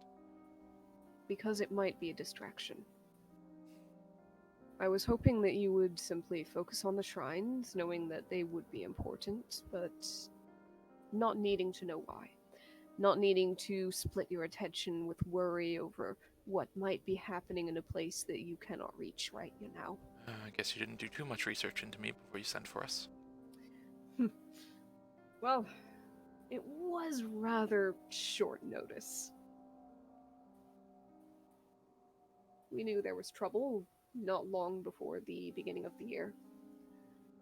We knew the form of it not long before we sought you out and sent missives. We could only hope.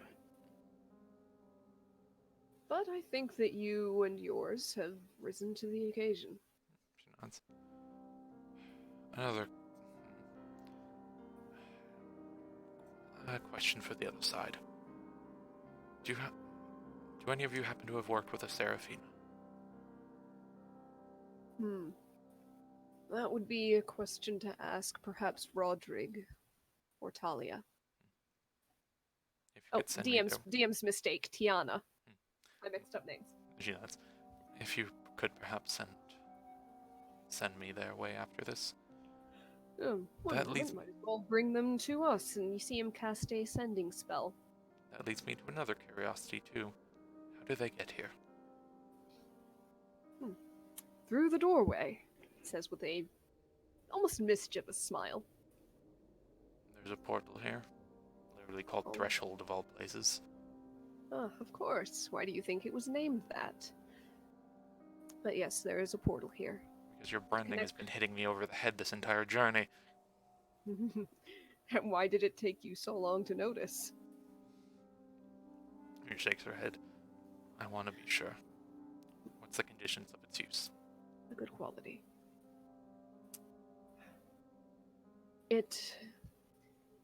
Messages can pass between at any time. Communication is always possible. Passage, on the other hand, it can be forced, but it's easiest and least risky during this particular year of each era. The passing of time. Also, easiest and least risky on the full moon. Nights when the shrines are awakened. It must be opened on at least one side and accepted by the other, though again, in times of great need, it can be forced. If there is no time to wait for an acceptance, if there is pressing need. She nods. And I'm guessing a particular day has you worried for the other side getting the opportunity to force their way in? Not a particular day, but our estimates were that they would need to gather strength to attempt anything. We have been on guard, we have been keeping it safe, but they know where it is, they likely know the rules. I couldn't promise you the entirety of the year to find shrines. I cannot even promise you the further month. They have been moving. If it's possible to take the month, then do so. If it's possible even that nothing comes of it and you can take the next, then plan for the best. But don't expect any certainty from here on out. When did they start gaining power?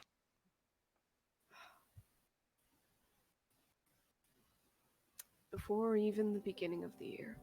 But it's been slow and they've been building steadily and often in secret. So we're behind them?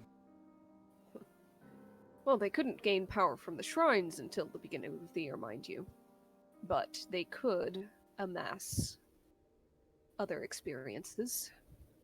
Whereas we just hit the ground running at the beginning of the year.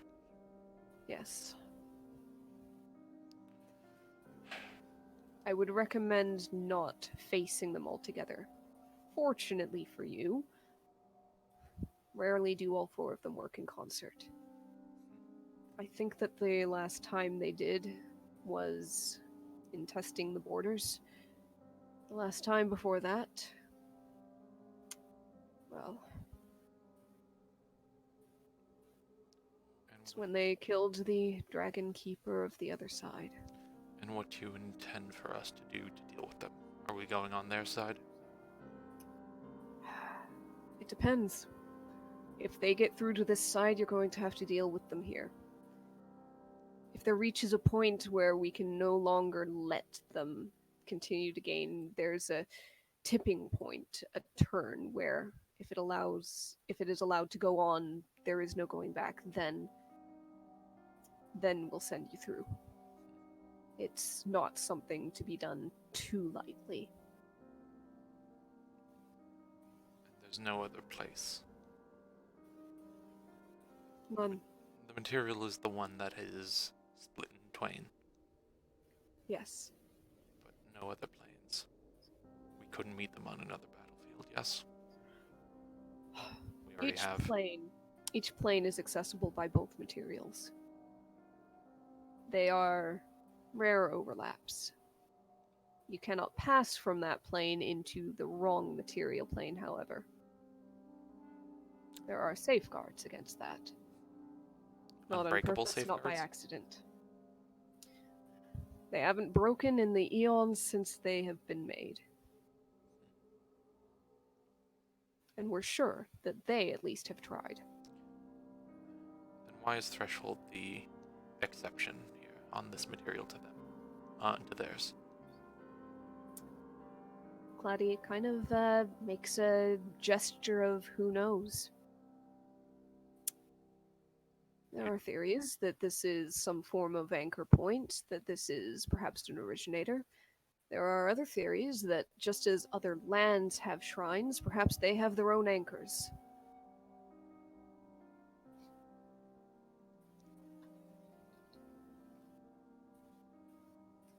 And this is the only one at this place?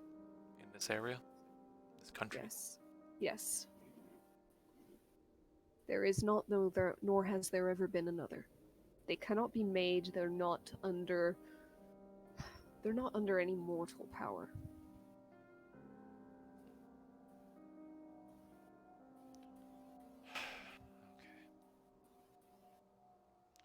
Well, I guess we have further preparations to do.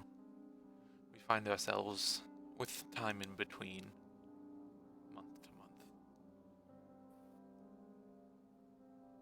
I will be finding more about them. I will be preparing. I'll make sure everyone can. Please do. At that point, you hear a soft knock, knock, knock at the door. And you see, poking her head into the room, the masked woman who you fought a small skirmish against way back when you began this. Oh, hello, dear. Muffled behind the mask, she looks, nods to you, looks to Clady. You call? Something about somebody wanting to know something? For the record, I'm up to date on everything about the other side. Well, mostly. I wouldn't put it past this sneaky lizard to hide something from me. She lifts a shoulder a little bit. I mean, I don't know exactly what you know, but probably. Did he tell you about the masks? He nods. You don't want to be recognized for the ones on here?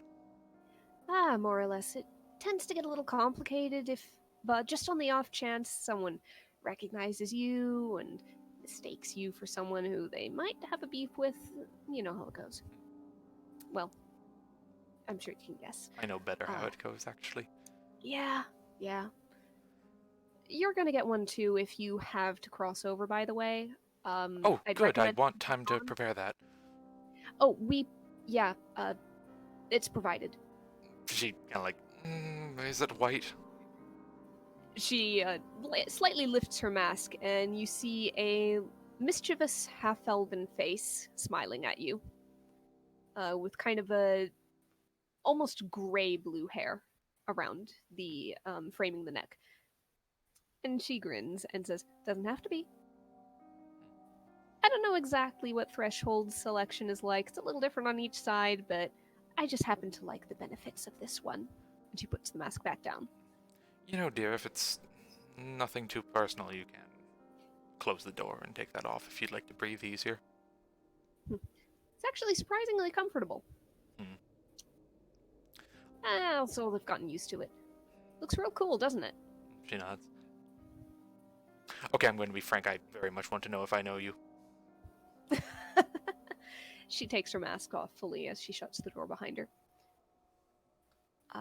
You see a face with some delicate features, a pair of brown eyes. Nothing overly distinct, and nothing that you recognize or know personally. Yeah. Oh, well. I'll have to check the other one, too. Disappointed, huh? That's okay. You can't know everybody in the world. Hell, for all I know, the other me is just working a farm somewhere, apprenticed in a shop. Could be on the other side of the continent. She smiles a grin. I could find out for you. I don't really care to know. Her business is her business. She nods. Well, on that train of thought, though, I had a curiosity about, someone from your side. Alright, no promises. Like I said, world is big and I can't know everybody. But, shoot. I'm asking because they are particularly heavy on the lower side here. Do you know a Seraphina? Seraphina. Potentially a mage. You know what? I'm just gonna roll for luck plus intelligence, because why not? Oh, not saving throw, but whatever, same number. Yeah, I don't think I know anybody called Seraphina. I can go and ask Roddy. She'll also just give a brief description. Okay, a lot of people can look like that, but I'll go ask, hold on. It's appreciated, thank you.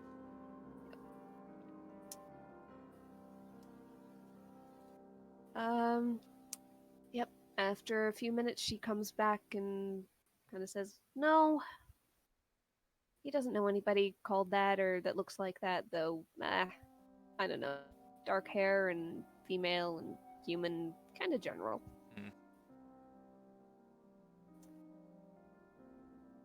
But, yeah.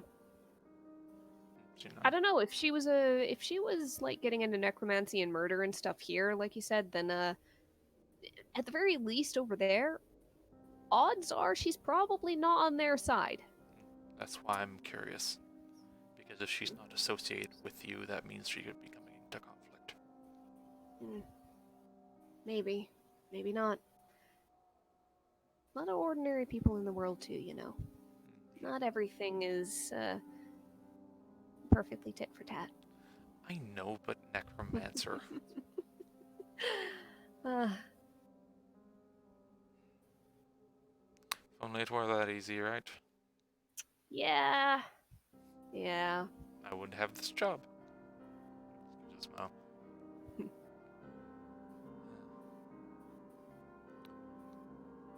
Also, for the record, we have far improved since our first skirmish. If you ever feel like good. a rematch. Yeah, I'll take your word for it, but I don't know, maybe if Tokenie got involved. She pretty much wrecked you guys. She We nods. didn't have to do much. Oh, I could probably take her now,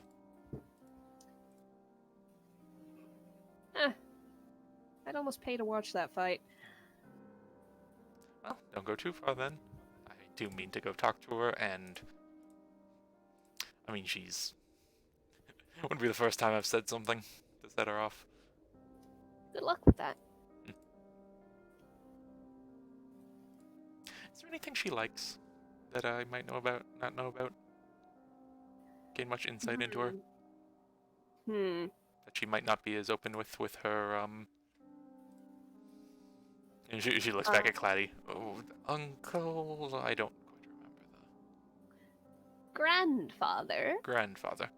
Oh, but you look so young. Well, thank you. It's a very good skincare routine that I'm into. Yes. Hmm. But They say beauty is only skin deep after all. Might as well take care of it.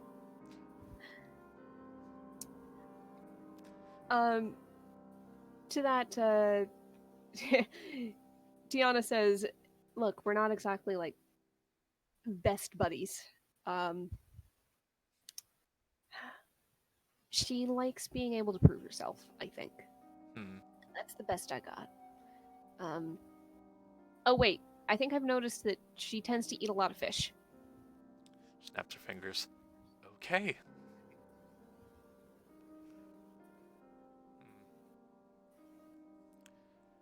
I'll keep that in mind. She almost writes down a note. Mm-hmm. Actually, I'm gonna just real quick.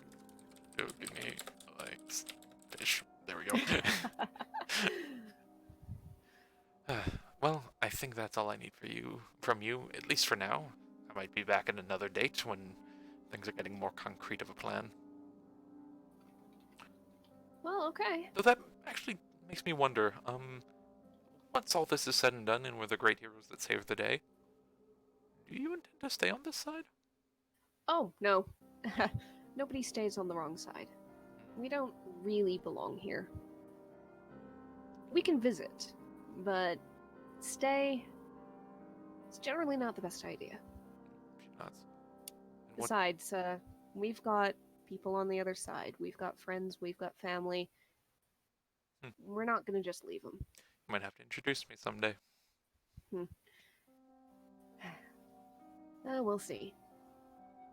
I'll have to tell them that their daughter made a great hazing of me.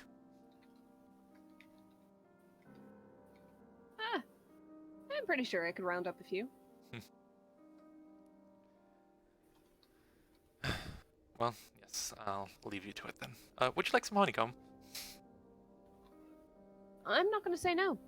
She breaks a Reaches piece over, off. takes it, lifts the mask a bit to pop it in her mouth, drops it back down. Well, see ya.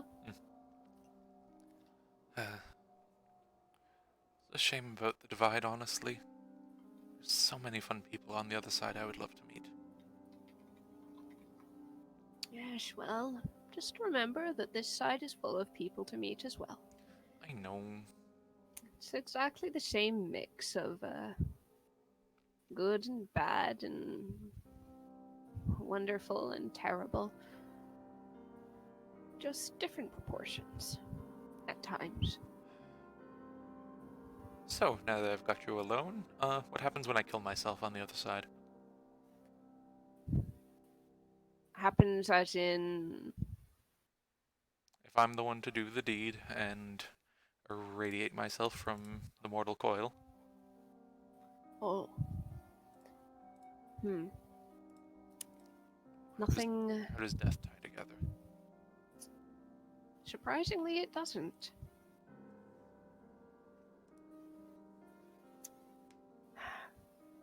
There are people on one side and people on another who, if one has lived a long, full life, died of old age, for humans, let's call it 100 years on. Whereas their counterpart maybe got sick, maybe had an accident, and passed in his 50s.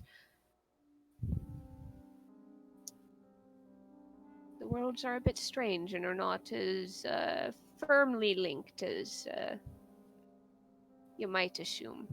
She says, okay, well, I was preparing myself for the final sacrifice, but good to know.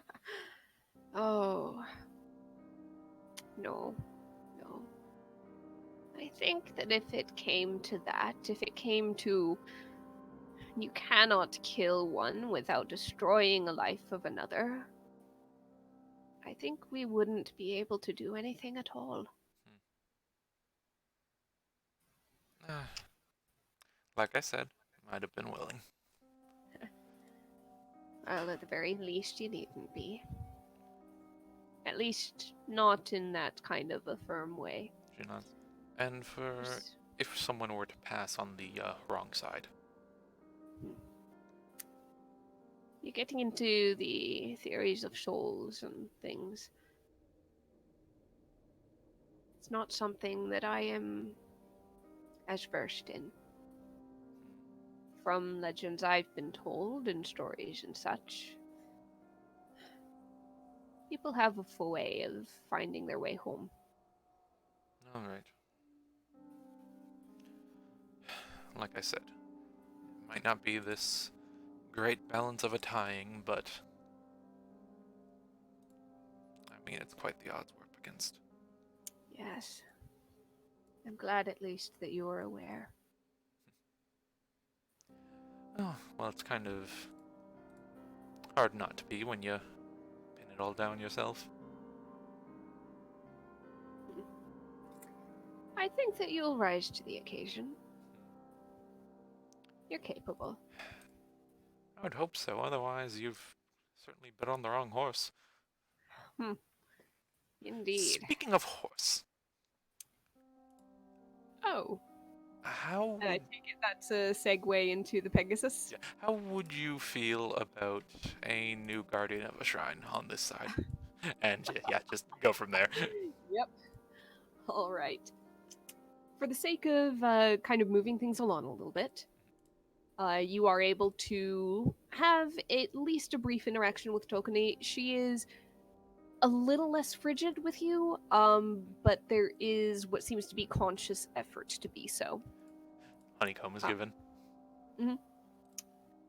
It is taken, though, after a moment of hesitation and the almost kicking herself to be like, nope, I'm supposed to be being better about this. Don't worry, I'm not looking. Yeah, at that point it gets slapped onto the ground. No, kidding. All right. And you're able to spend the day there and asking and answering questions. And I believe about then would likely be when Kane and Calda are heading to the Mora Marsh.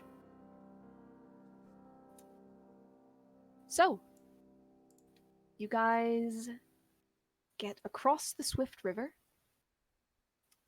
Kane, you do not have your boat with you at this time. It is still up in Uttar, so yep, you're able to punt with the canoe.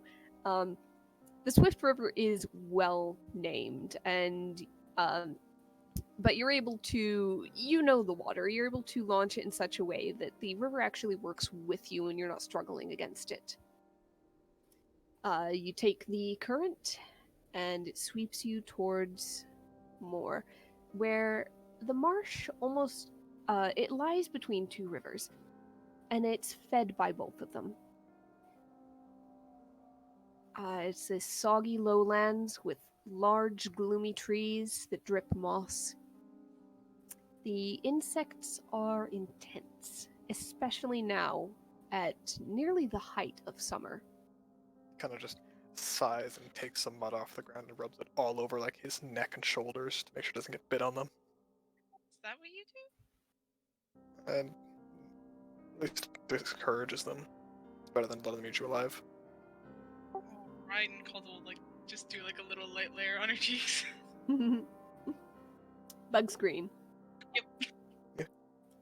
It makes it too thick for them to bite down easily.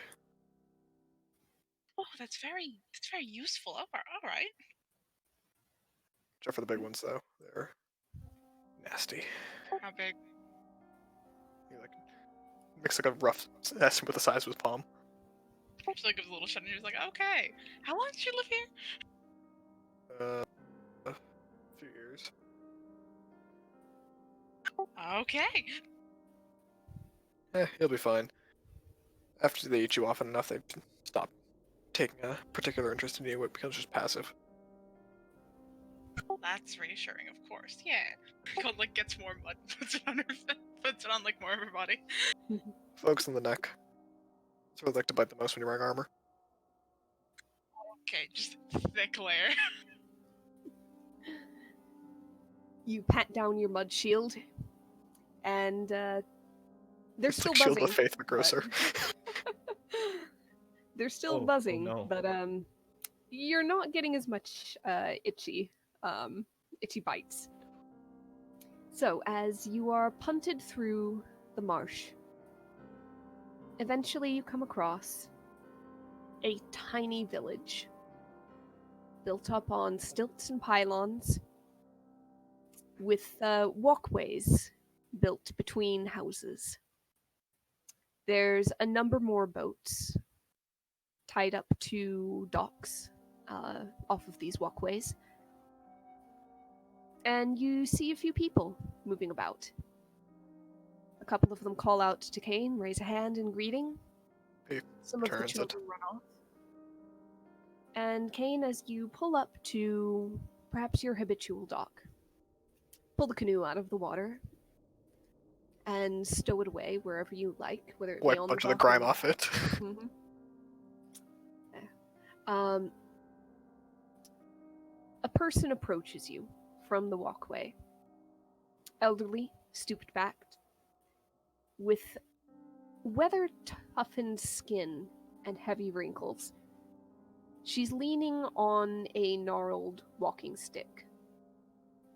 As she approaches, it kind of thud, thud, thud into the walkway planks.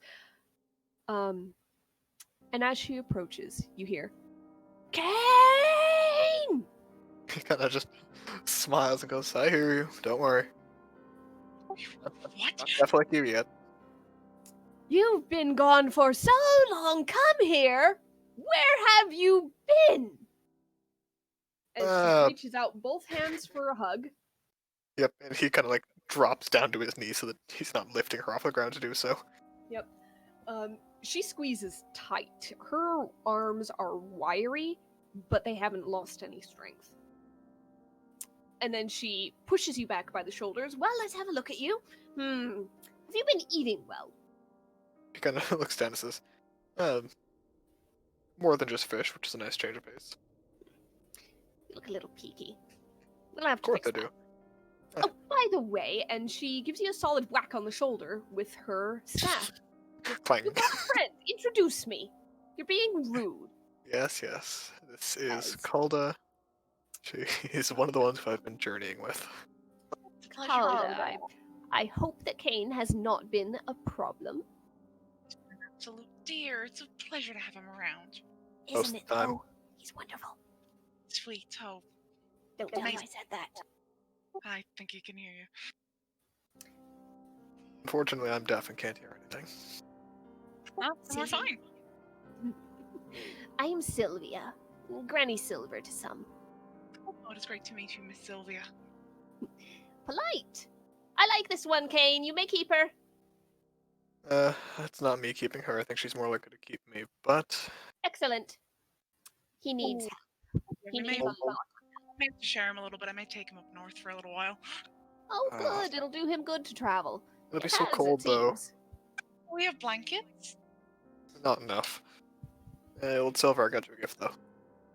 Good. Come along. I'll get you some dinner. You as well, Calder. Come, come. Yes, of course. Thank you. She leads you down a walkway into one of the small houses. You see a couple of adults who look about the right age to be basically one generation removed from Sylvia. There is a woman, Kane. You know this as Evangeline. She tends to go by Evie, Sylvia's daughter, and her husband Tolak. who is mostly human but had a half-orc mother, and some of that heritage does show through in the little bit of an underbite, little bit of larger lower teeth, so they don't poke up past the lip as much. Lean down to call to be like, hey, remember to say hello? Yeah. Go for it. Okay, Colin's gonna like walk up to him and say hello in broken Orcish. Now, does he speak Orcish is my question, because I'm relatively certain he probably doesn't. He knows about the same rudimentary grasp of hello, goodbye, and other basic phrases. Perfect. He looks down, a little surprised, and basically you hear him say in broken Orcish, hello, and then the equivalent of, sorry, I don't speak well. Oh, thank God, neither do I. Oh, your accents are both terrible. Well done. Yeah, Kane, we know. So Hey, hey. eloquently. I get to enjoy my edumacation, thank you very much. Education. I'm writing Orcish, dear. I think. I don't know. So, Technical education. Kane's returned. Briefly. And you see Tolok go over to a rack against the wall, against which lean a handful of spears. As you know that Tolok is one of the best fishermen in the marsh, and very deft with spears in terms of defense against various animals that may or may not crawl out of the marsh. Yep. Good. We need your help. Oh, good thing I came early then. We have a little snake problem. Oh. Anything I've seen before, or something new? Worse than usual. Bigger, more vicious. Oh, Traveling big. further, and the concentration seems greater the closer you can get to the stone. Oh. In that case, it'll be fun trying this out as he flicks out the +3 spear. He looks over, raises his eyebrows, and kind of... It's a fancy spear. Yeah, how well does it hold up, though? That remains to be seen. I've yet to try it, let's find out. Alright. And just then, Sylvia, not so fast! You sit your butts down and eat something! He got the size and like, alright, Sylvia, can I give you a gift now, though? Yep. You see Tolok's face kind of crease into a grimace. Yes, mother. He goes and sits down.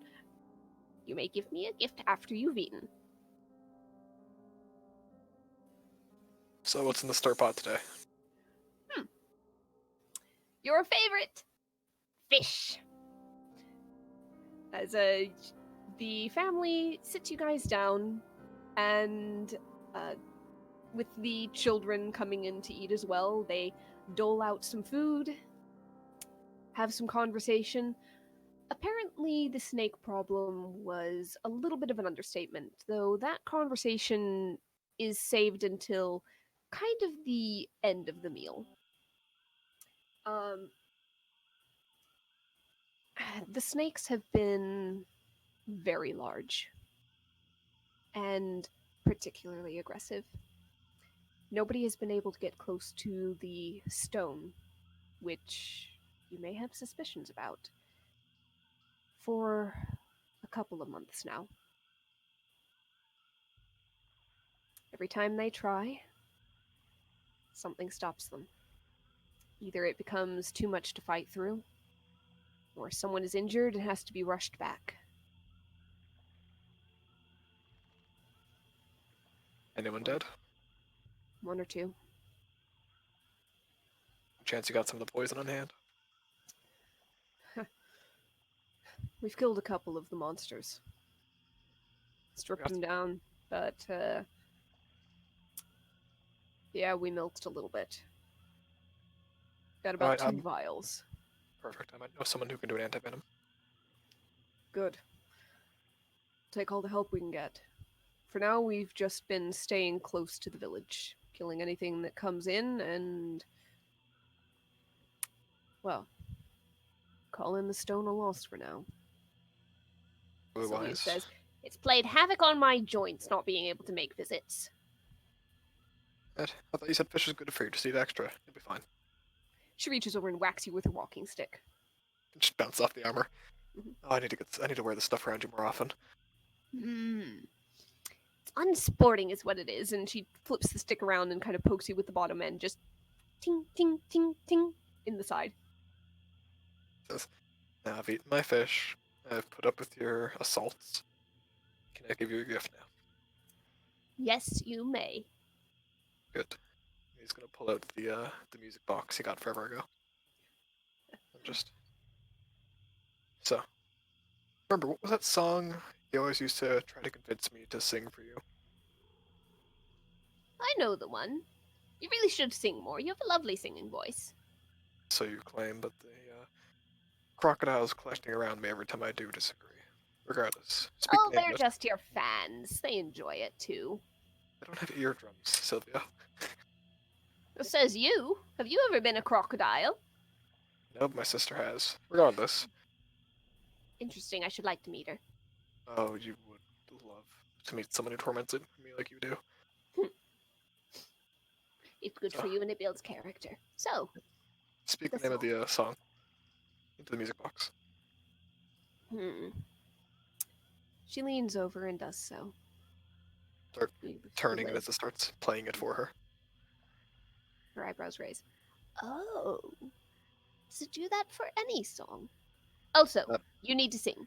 That's only the music. You need to sing now. Too bad. No, I got her gift was me giving her the box. Ah, what's music without accompaniment? Sing, Kane, sing! Free to sing as well, Sylvia. I will sing if you join me. I'd hear you sing, Kane. If you could teach me the words, it'd be a pleasure. I think I'll be alright. Yeah, Taroka, you and the wife got any kids on the way yet or no? Tolok and Evangeline do have children, and they have had them for a while. He's trying very pointedly to get Sylvia to start talking about that. Tolok just kind of gives you a half-hearted glare, and then says, "Yeah, Kane, why don't you sing for us? It's been a while, hasn't it?" You're so Evie looks over. Oh yes, it's been so long. We don't like it. I will let the snake swallow you whole, I so swear it. Oh, Sylvia, if you have a spare lute hanging around, I think I could be able to get the tune out and play it a little more, so it can get a little more volume in here. How about it? Nothing as fancy as a lute. Have you ever played a washboard? It could be interchangeable. Maybe. Yeah, we'll try. Ty, as a music person, is it interchangeable in the slightest? Nope. Okay, just making sure. Oh, good lord. Not. Oh. God damn it, if Calder ain't willing to try. Yep. Benefits of having a high charisma score. Your performance is good, kind of no matter what. I hope. Good music choice. So, Kane will just kind of, he'll sigh and like rest his cheekbone against his fist and just start warbling out like a low bassy tune. Oh, let's see. You can roll performance if you'd like, but honestly, they're happy as long as you actually participate. I got a +1, man. It's not gonna be great. Yeah, It's okay. That's a yikes. that's a yikers from me, bro. At a point, Sylvia kind of whacks you again with the staff like 3 times in rapid succession in the shoulder that you don't even feel, and she says, "Sit up straight. You're muffling the sound with your fist. Sit up. Go on. Take your hand off your face." I'm wearing 50 pounds of armor, Sylvia. I'm not sitting up straight for dinner. Well, then take it off. Not happening. You don't have the time for it, neither do I. By the time I get it off, you'll have killed over. Don't be too much in a rush. Oh, well. See if I bake you anything for the next week or month or however long it takes you to get back here. Oh, if I take care of the snakes, you'll make me a pie like you always do. It might be foregone unless you can sing for it. I did sing for it. Just because you're not as much of a fan as you Properly. seem to remember is not my problem. Properly! You didn't even try. Come on, Of course Kane. I didn't try. Back straight, chin down. Called I do everything with my chin jutted forward, and you know it. Get yourself palate up, Kane. You really need that to get that tone out. I'm sorry, guys. It is okay. One of Kane's Calder's just gonna kids sigh wants to rather- sing, it's fine. Rather than sitting up straight, he's gonna lean as far back as the chair will allow him, and just sing Sing. upwards. I was going to grapple him and try to get his chin down. Go for it. Yep. Fuck you. God damn it. Fuck you! Oh, I finally beat Calder! oh, the one time that. Calder is reaching up. Mhm. I also have the power of embarrassment going for me. Washboard in one hand, come on. No, he sings upward to the ceiling and lets it sit that way. Okay. One Also more just- performance check just for fun. Translate the numbers to like pounds of force here and like how much like skull-crushing ridiculous strength is going into this little thing. Natural 20. Somehow, tilting your head up and singing to the ceiling, somewhat better acoustics up there, apparently. The rafters just kind of catch the warbling voice and throw it back in just the right way to make it sound real good.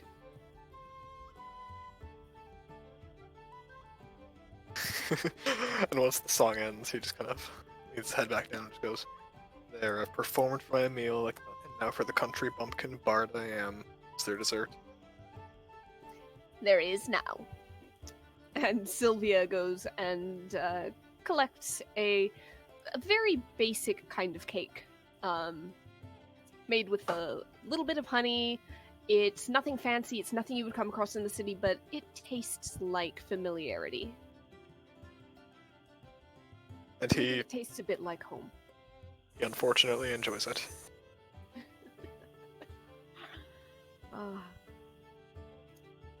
With that, you catch up a little bit more on the goings on of the town. Maybe catch them up on what you've been doing. That's up to you.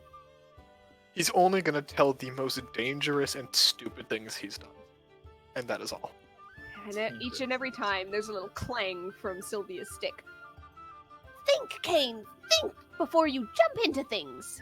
I think if you keep hitting me with that any more often, you'll start to be your own kind of musician. It does have a nice ring to it. Another Yeah, it cling. does. Helps when you use a hollow skull to resonate the sound out of. I'll have a name for your skull yet. I'm sure you'll decorate it with me once I pass. God knows you'll love us all. I can't help but like to keep you around. Yeah, woe be to you. Seems you need to think more often too. So, what happened to your boat? It can't be that skimpy little thing. It's up north. I had to take it out somewhere. And, Ah, took a roundabout way back south. I didn't have a chance to retrieve it yet. Maybe once this is all done. well, it'll be good to have you and it back where you belong. Who knows? Maybe I'll. Is the shipbuilder in town today or no?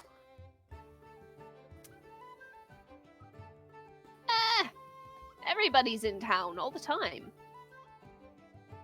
Well, I I guess mean, we- unless they're out on, like, fishing trips or anything. Yeah, I'll have to swing by him, see if he can get me another punting boat that I can use for the short term. Oh, Warren Finley are coming. Maybe you can rent something or borrow or whatever.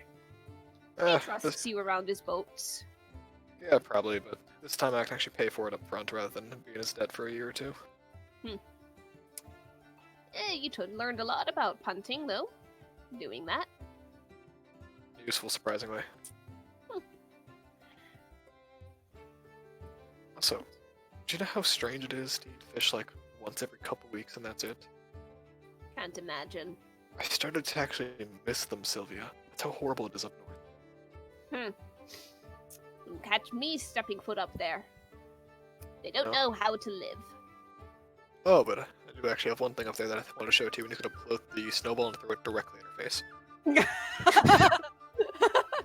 There's a pat and a as the snowball then disappears and back into your hand. And He she's grins left it. blinking.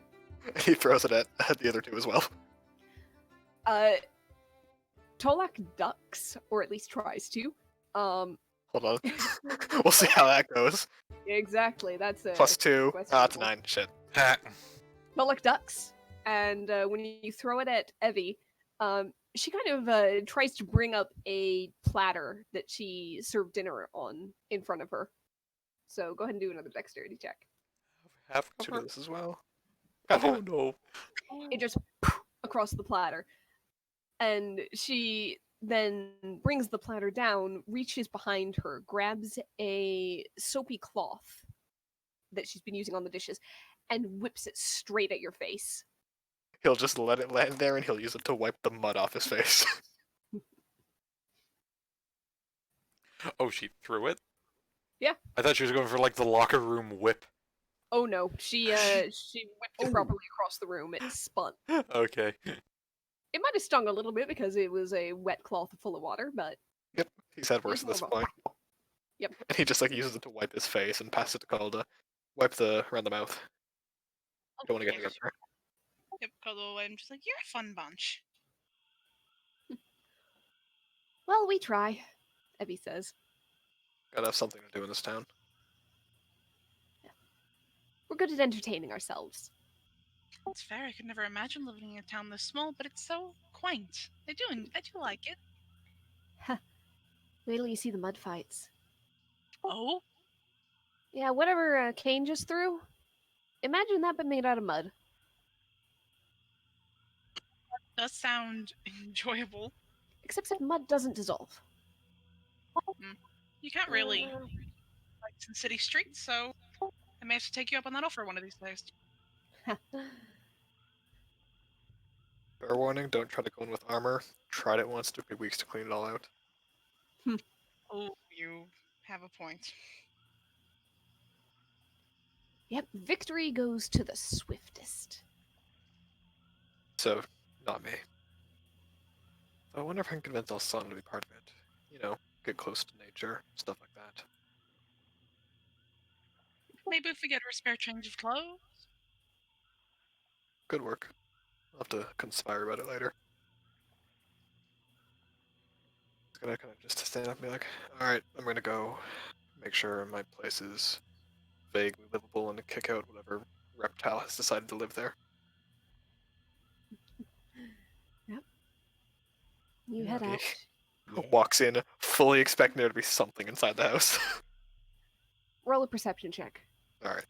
Uh-oh.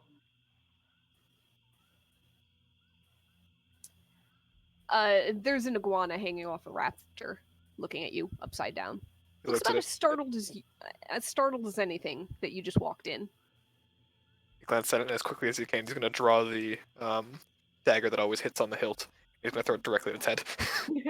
It hits on the hilt, and there's a little ah! As it thuds down to the ground, flips Try to over, grab and it then as fast as he scrabbles for a corner. Dexterity check. Alright, not a grapple. It's more speed than anything, He's honestly. nerdy. You know what? You make it a grapple. Go ahead. Right. Strength. If we're using the same roll, it's a 20. Okay.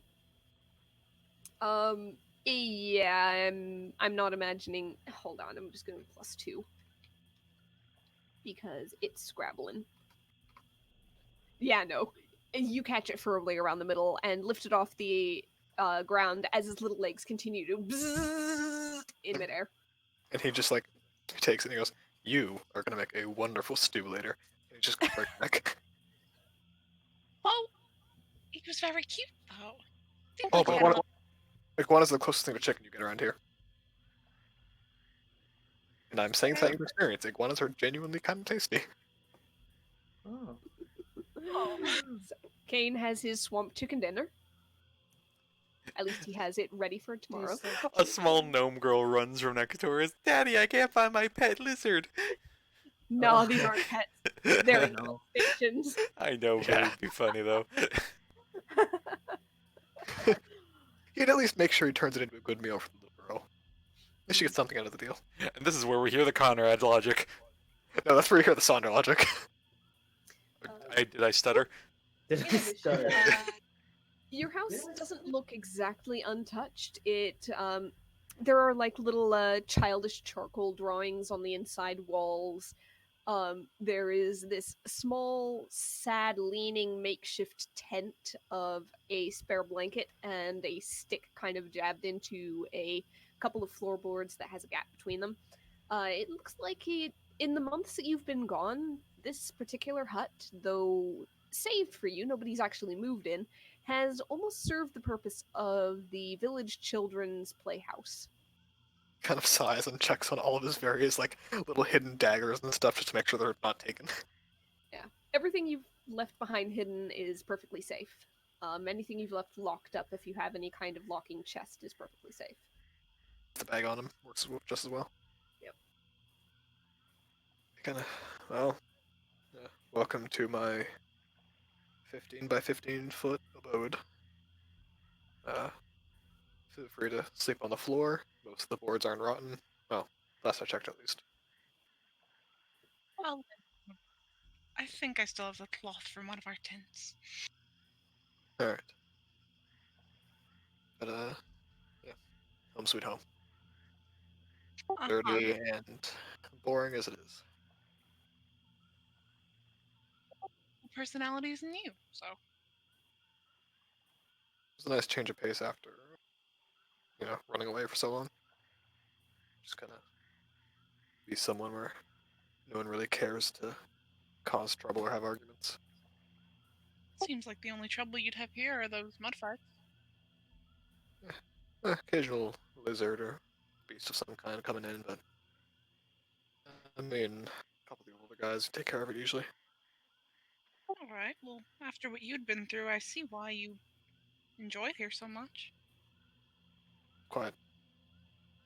If I want to be left alone, only person who's gonna come knock on my door to get me to get in trouble is Sylvia. She's sweet. Very sweet. She's a cruel taskmaster. Don't let her smile confuse you. Real taskmaster can still be a little sweet. There can be a Look, sub. I took one step on a rotten board once and broke it. She redo her entire floor. Strict? Cruel taskmaster. You know her more than I do. Well, I'll let you get some sleep, alright? Yeah, you take the bed. I'm probably gonna do what I No. can. When you're at your house? No. You just take the bed. I need to You're do gentle things. Pick me up and Calder's already like setting up one of the tents, just like Tent's not gonna fit in here. no, not like the tent, but like the tarp used to sleep. She's gonna sleep on this part of the tarp. It's just gonna sit there empty. I have to make sure everything's okay. You were sleeping in your bed. Sure. All right. I'm gonna go make sure the spare stuff hasn't caused leak and go talk to the boatman.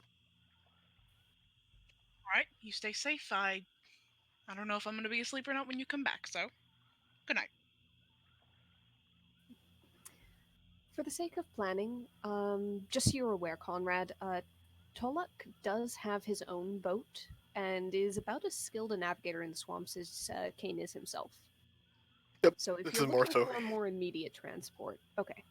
No, this is him more just wanting to have like a spare almost at this point. All right. Just gonna head down across the walkways and find probably the lowest to the water level house. Yep. And there you find Finley, the resident boatmaker, and honestly, woodworker, carpenter, etc. in general. He does a lot of the repair work and stuff for town walkways. If there's ever a new building that needs to be done, he is the expert. Everybody who can pitches in, but he tends to lead construction efforts. And is, again, the village expert in that. He'll kind of knock on the door, trying to make sure he's not being too loud in case he's already asleep. The door opens, and Finley, a rare halfling in the Moor Marsh, looks out and then looks up. Oh, hello there. Aren't Hello? you a sight for sore eyes? All So right, I've been told. finally back from whatever sent you herring off. Yeah, for a little bit. Gonna help the guys out with the snake problem. probably stay here for the month and head out on my way again for a bit. Alright, then. So, take it you've been talking to Talik, then? Yeah. As bad as he says? Probably. Don't know what he says, but he tends to be pretty honest about it. Damn it. Alright. Oh. Luckily, with where I've been out lately, I've gotten some wonderful hunting implements that will make this. Well, you guys won't have to worry about household handling. Me and mine can take care of it. Well, you know we can take care of ourselves, but, this one's been a bit rough. Be good to have an extra hand or two. I should have been here when I first came. I'll take care of this as my apology for not being back earlier to check on things. Well, suit yourself. So, what brings you to me? Just hoping you didn't sink what I built you. No, two things. First of all, my friend's absolute genius. You could pull out the the canoe from his bag. And what do you think's will hold up in the marsh? Imagine the rocks and sticks won't treat it very well with the light skin. No, you're gonna want something more solid, a little more. I mean, it could work, but I'd Worth the trust effort. my craft better. I figured. So how soon can you get me one if I pay it all up front? Look, I've been building a spare. I've got it about done. You can have it in a couple of days. It's just gonna be. Did I still owe you anything from the first one? Nah, I figure you're good on that. All right. As well, And I didn't bring you a gift, but I did bring you a present. And yes, there is a difference. And he's gonna take the 10 platinum pieces he has and put it in his hand. what am I gonna do with this? Whatever you want. The hell am I gonna shop around here? Take a vacation. Nah. I don't go anywhere for more. And he pushes the platinum back into your hand. Figured it's worth a shot. Call it a Well, trade of favors again. Sure. Not a debt, just this for that. Take care of the snakes, and you can have it. Sure thing. Need a hand next couple days? I'm gonna be in town for a little bit. How are you with a hammer? You taught me everything I know. Yeah, I remember a lot of smashed thumbs. You gotten any better at that? I wear gauntlets now. Saves me the trouble. Right. Well, we'll see. At the very least, if I mark where I want things cut, I'm pretty sure you can handle a saw in a straight line. Most of the time. Right? I'll take you up on it. Perfect. Tomorrow morning, bright and early. Sounds good. Okay. Got any of one of the boats I can borrow for tonight? I missed the marsh. This is the only one I've got that's spare. Keep it Talk safe to for you, one don't of worry. the others. No, I mean this one that's half built. You can go out in Tempting, that, you're gonna sink.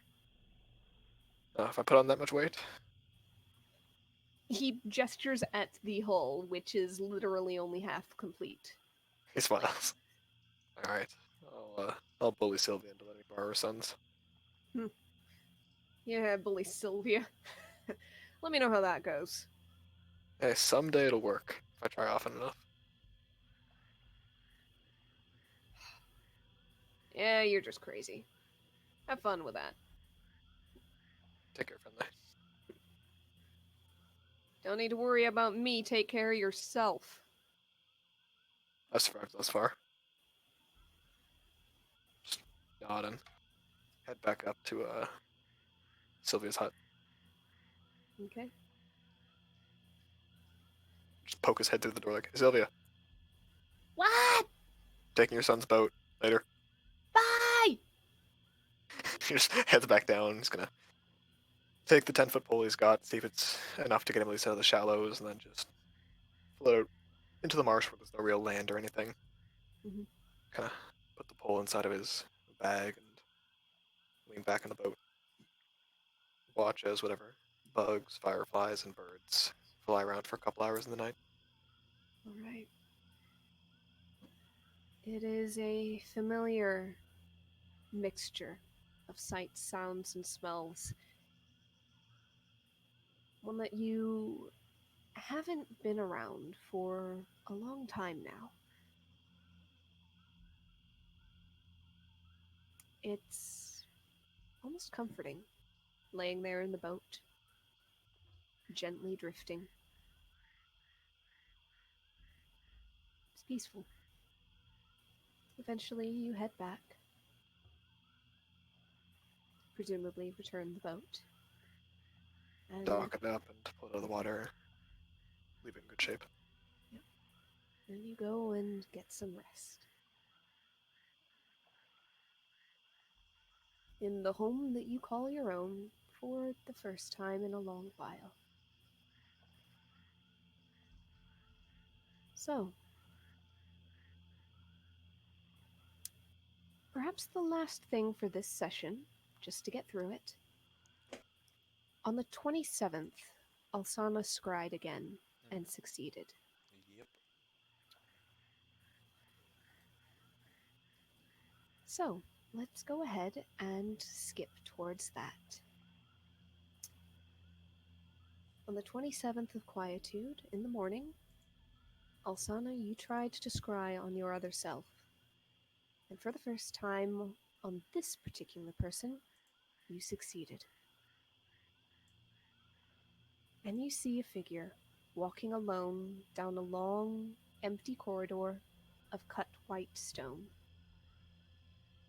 There's the occasional window to her left, letting in misty gray light, as well as the faint whisper of soft rain. The stone nearest the windows is darkened by the damp. This other you is similar again in the way that Alaris was similar to his counterpart. The same general build, the pale skin, the dark hair. Hers is about as long, but she wears no beads in it. She's going down.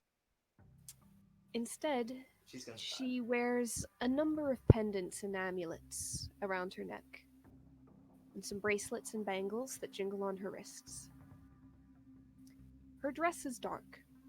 She wears a jagged-edged black cloak fastened by a silver pin. Dark makeup marks her lips, with a thin line drawn down her chin. A similar vertical line marks her brow, framed on each side by 3 dots. As she walks, she turns down another corridor, away from the windows. This one is built of the same stone, but the interior, without windows, without daylight, is darker, illuminated intermittently by large, thick candles set in sconces. The walls and ceilings behind and above these candles are black with soot, indicating a long use. Also, Eventually, keep an eye on basically the architecture of the thing and compare to the place in the middle of the Howling Plains. all right. Go ahead and roll. Let's call it an intelligence check, just for the sake of memory comparison and that sort of thing. Okay. I will say, like, she's checking, like, stonework and stuff. It could be history. Yeah, let's call it history. Alright. Just regular? No guidance? Just regular, it's in the middle of a scry. 27. There's similarities of style, but it's not identical. It's definitely white stone, but some of the shapes of the windows were different. Also, just the path she's walking, if that would line up with a tower of that size. It's not a tower, but it does seem to be a building. You've only seen it go down a couple of corridors, one set at a right angle to another, and the first along a wall. In terms of architecture, I'd say it's almost like the difference between looking at a like a Greco-Roman temple versus a more modern building that's built with a facade that looks kind of similar, you can see maybe what might be a link of influence. Okay. But you're pretty sure this is not the building, the same region or anything like that.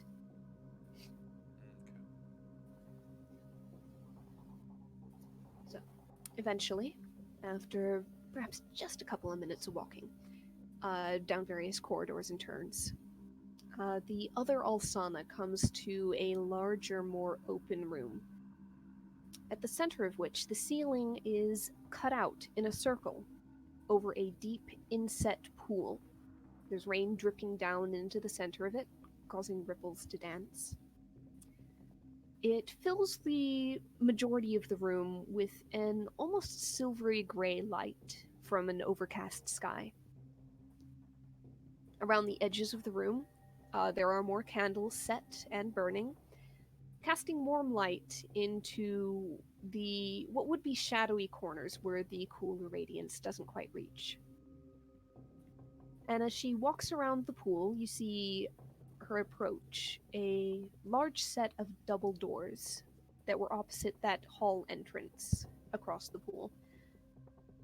They are beautifully worked stone, and each one in the center has carved a circular symbol. It depicts a large four-pointed star on the left of the circle within it, an arc of four smaller stars to the right, and curved, undulating lines cut behind the stars within the circle's bounds. Does She is... Does she recognize the symbolism or iconography or anything of that? Another history check. Okay. 26.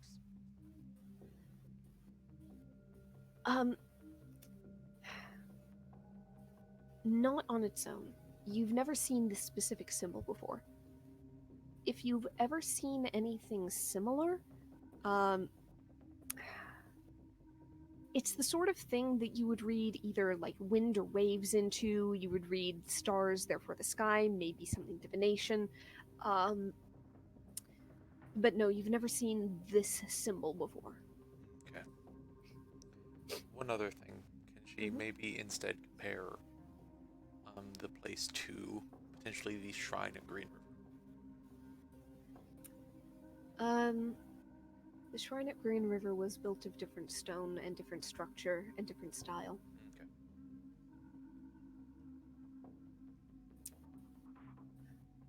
As this other Elsana walks across the room and the scry moves into focus on the doors, you see that there are others in the room. Two figures clad head to toe in silver armor. Helmet, gauntlets, everything. And they stand stock still framing the door.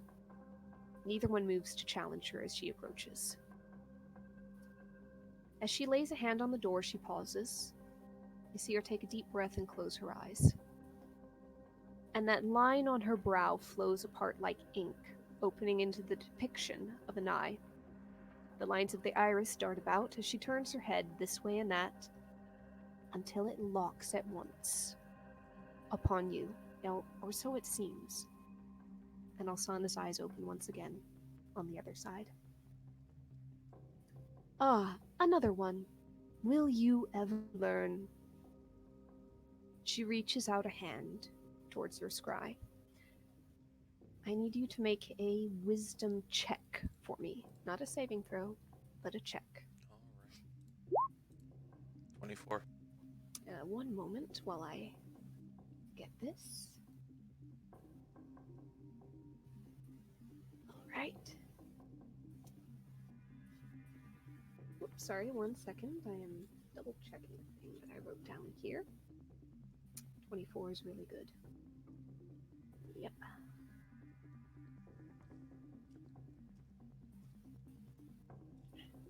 Alright. She just kind of holds the gesture for a moment. After another moment longer, one eyebrow raises. You do not, she says. You're better than I expected.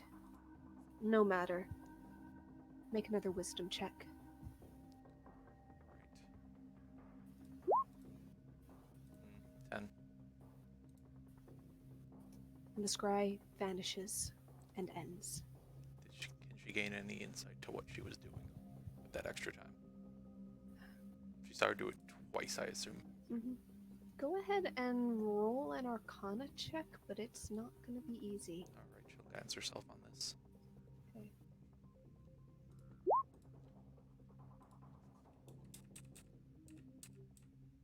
Where's my D4? There we go.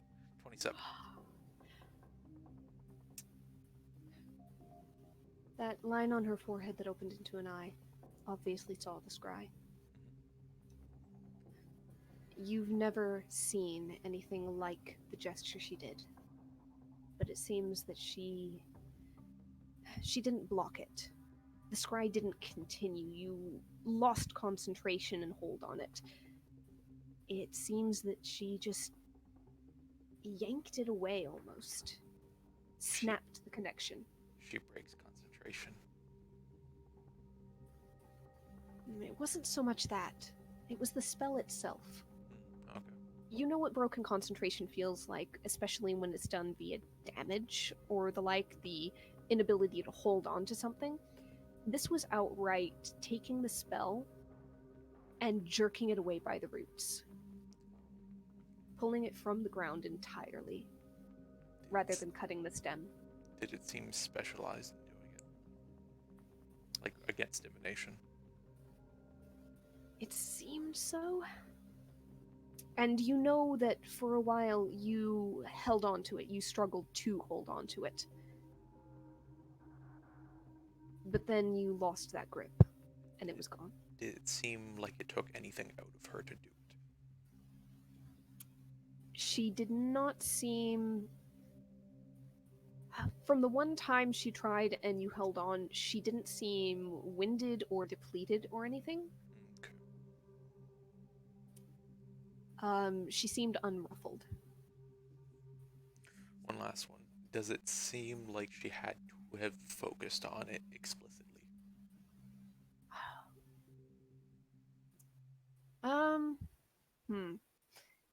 I guess make an insight check. No advantage per se, because you don't tend to see your own expressions and things. Okay. Guidance. Yeah, you can guidance. It's in hindsight. 14. 14? Hard to say.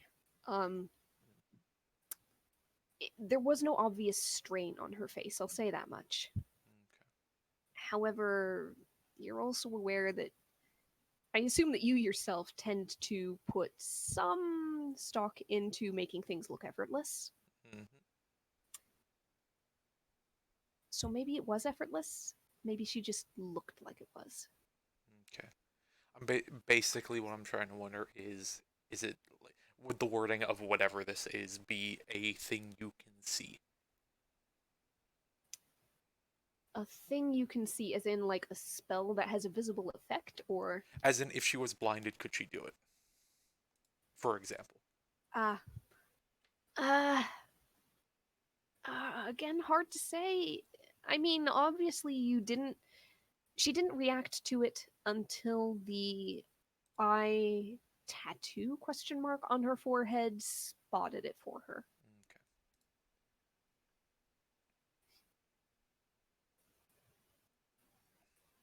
Okay. Okay.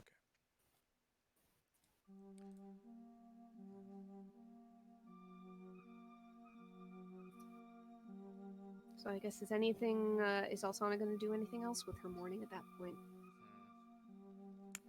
If she's still in Threshold, which she might well be, she might have stopped by Winds of Thor to go talk to Morticia and say sorry.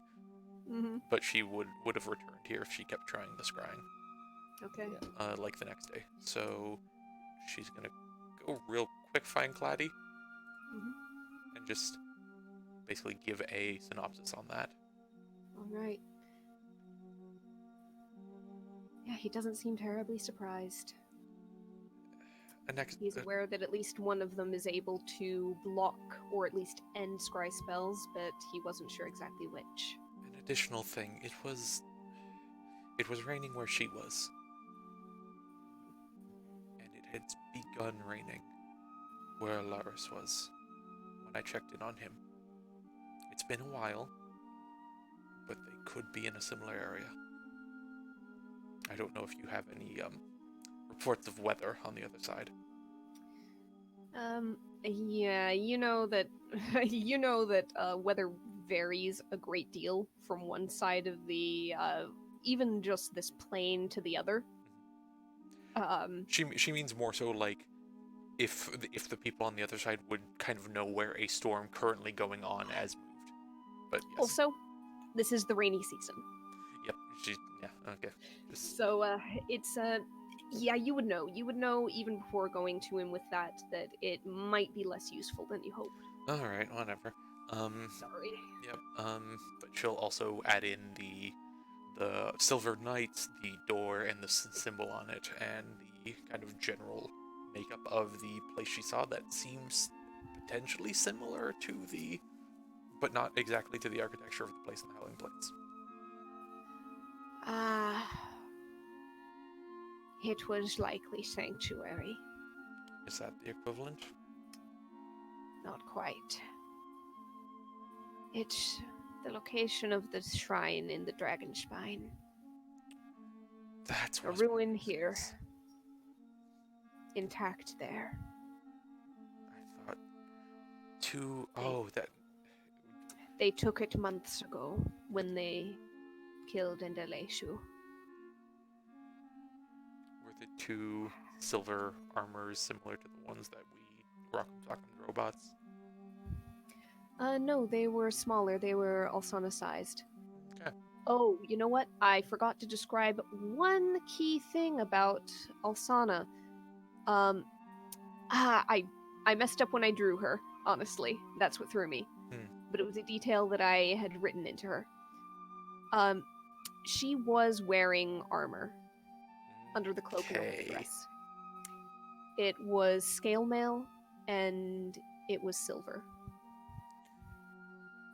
Oh, I guess speaking of which, I mean, Alsana saw Alaris and Alsana.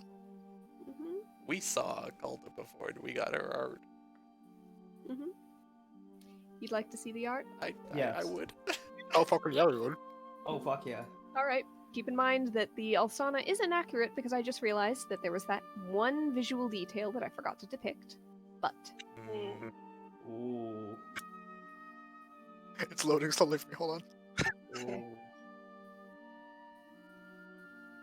Look at Mirror Alsana. Honestly, it's respectably edgy. Respectably edgy, yeah. And Alaris, one moment. Oh shit. As I so try excited. to open this, it's hold on, it's taking a moment. I double clicked to open the ash on the fingers too. That wasn't ash. Her fingers are weirdly purpley black, and there's almost vein patterns running down them onto her palms. Okay, neat. Interesting. There is also a purpley vein pattern kind of on her neck. Okay. Almost up and down it. That is the only way to make Alsana edgy. Turn into a goddamn vampire. I love it. Silver scale. Ooh. Oh.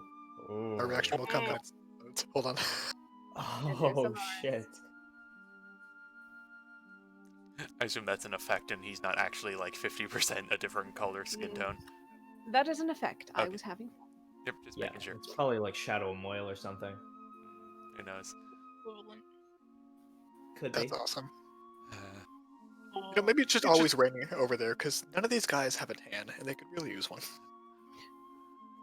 It's England. I think, Sorry, I gotta roast them a little bit, Ariel. I think we're going Sith character design rules here. Yeah. Probably. Okay. See, technically I've watched the Star Wars, but I don't know enough to respond to that. What the Edgy. Just edgy. I'll take it. edgy. Pale as Alright. fuck, mainly. Mm-hmm. So, with that, just to close up the session, Alsana, you did scry or attempt to scry the Roy of that side Ah, yes. the next day, just out of curiosity. Mhm. You see a Roy who looks much the same as he does in this world. Maybe very slightly different hair or clothes. In a tavern, playing on his lute, singing an amusing song about a one-eyed cat, a drunken donkey, and how they won a race by dressing up as jockey and horse, complete with a lot of ribald humor. The crowd is absolutely loving it, and when he's done, he kind of works them up, thanks them for being a great audience, says he'll be there all night, and winks at a small gaggle of women as he does so. It seems he's No not No much hope. different. No hope. No hope for him. With that, Shrine Day. With that, I feel a bit more sorry for Alsana. And on the last day of the month, you return to the Howling Plains and the shrine therein. So, who is going to take this shrine? Alaris. I believe it was Alsana and Alaris. Son Alaris, So- yeah.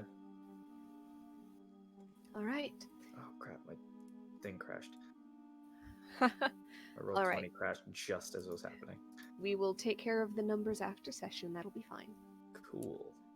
But you make your way down into the shrine area beneath the castle that's buried in the earth.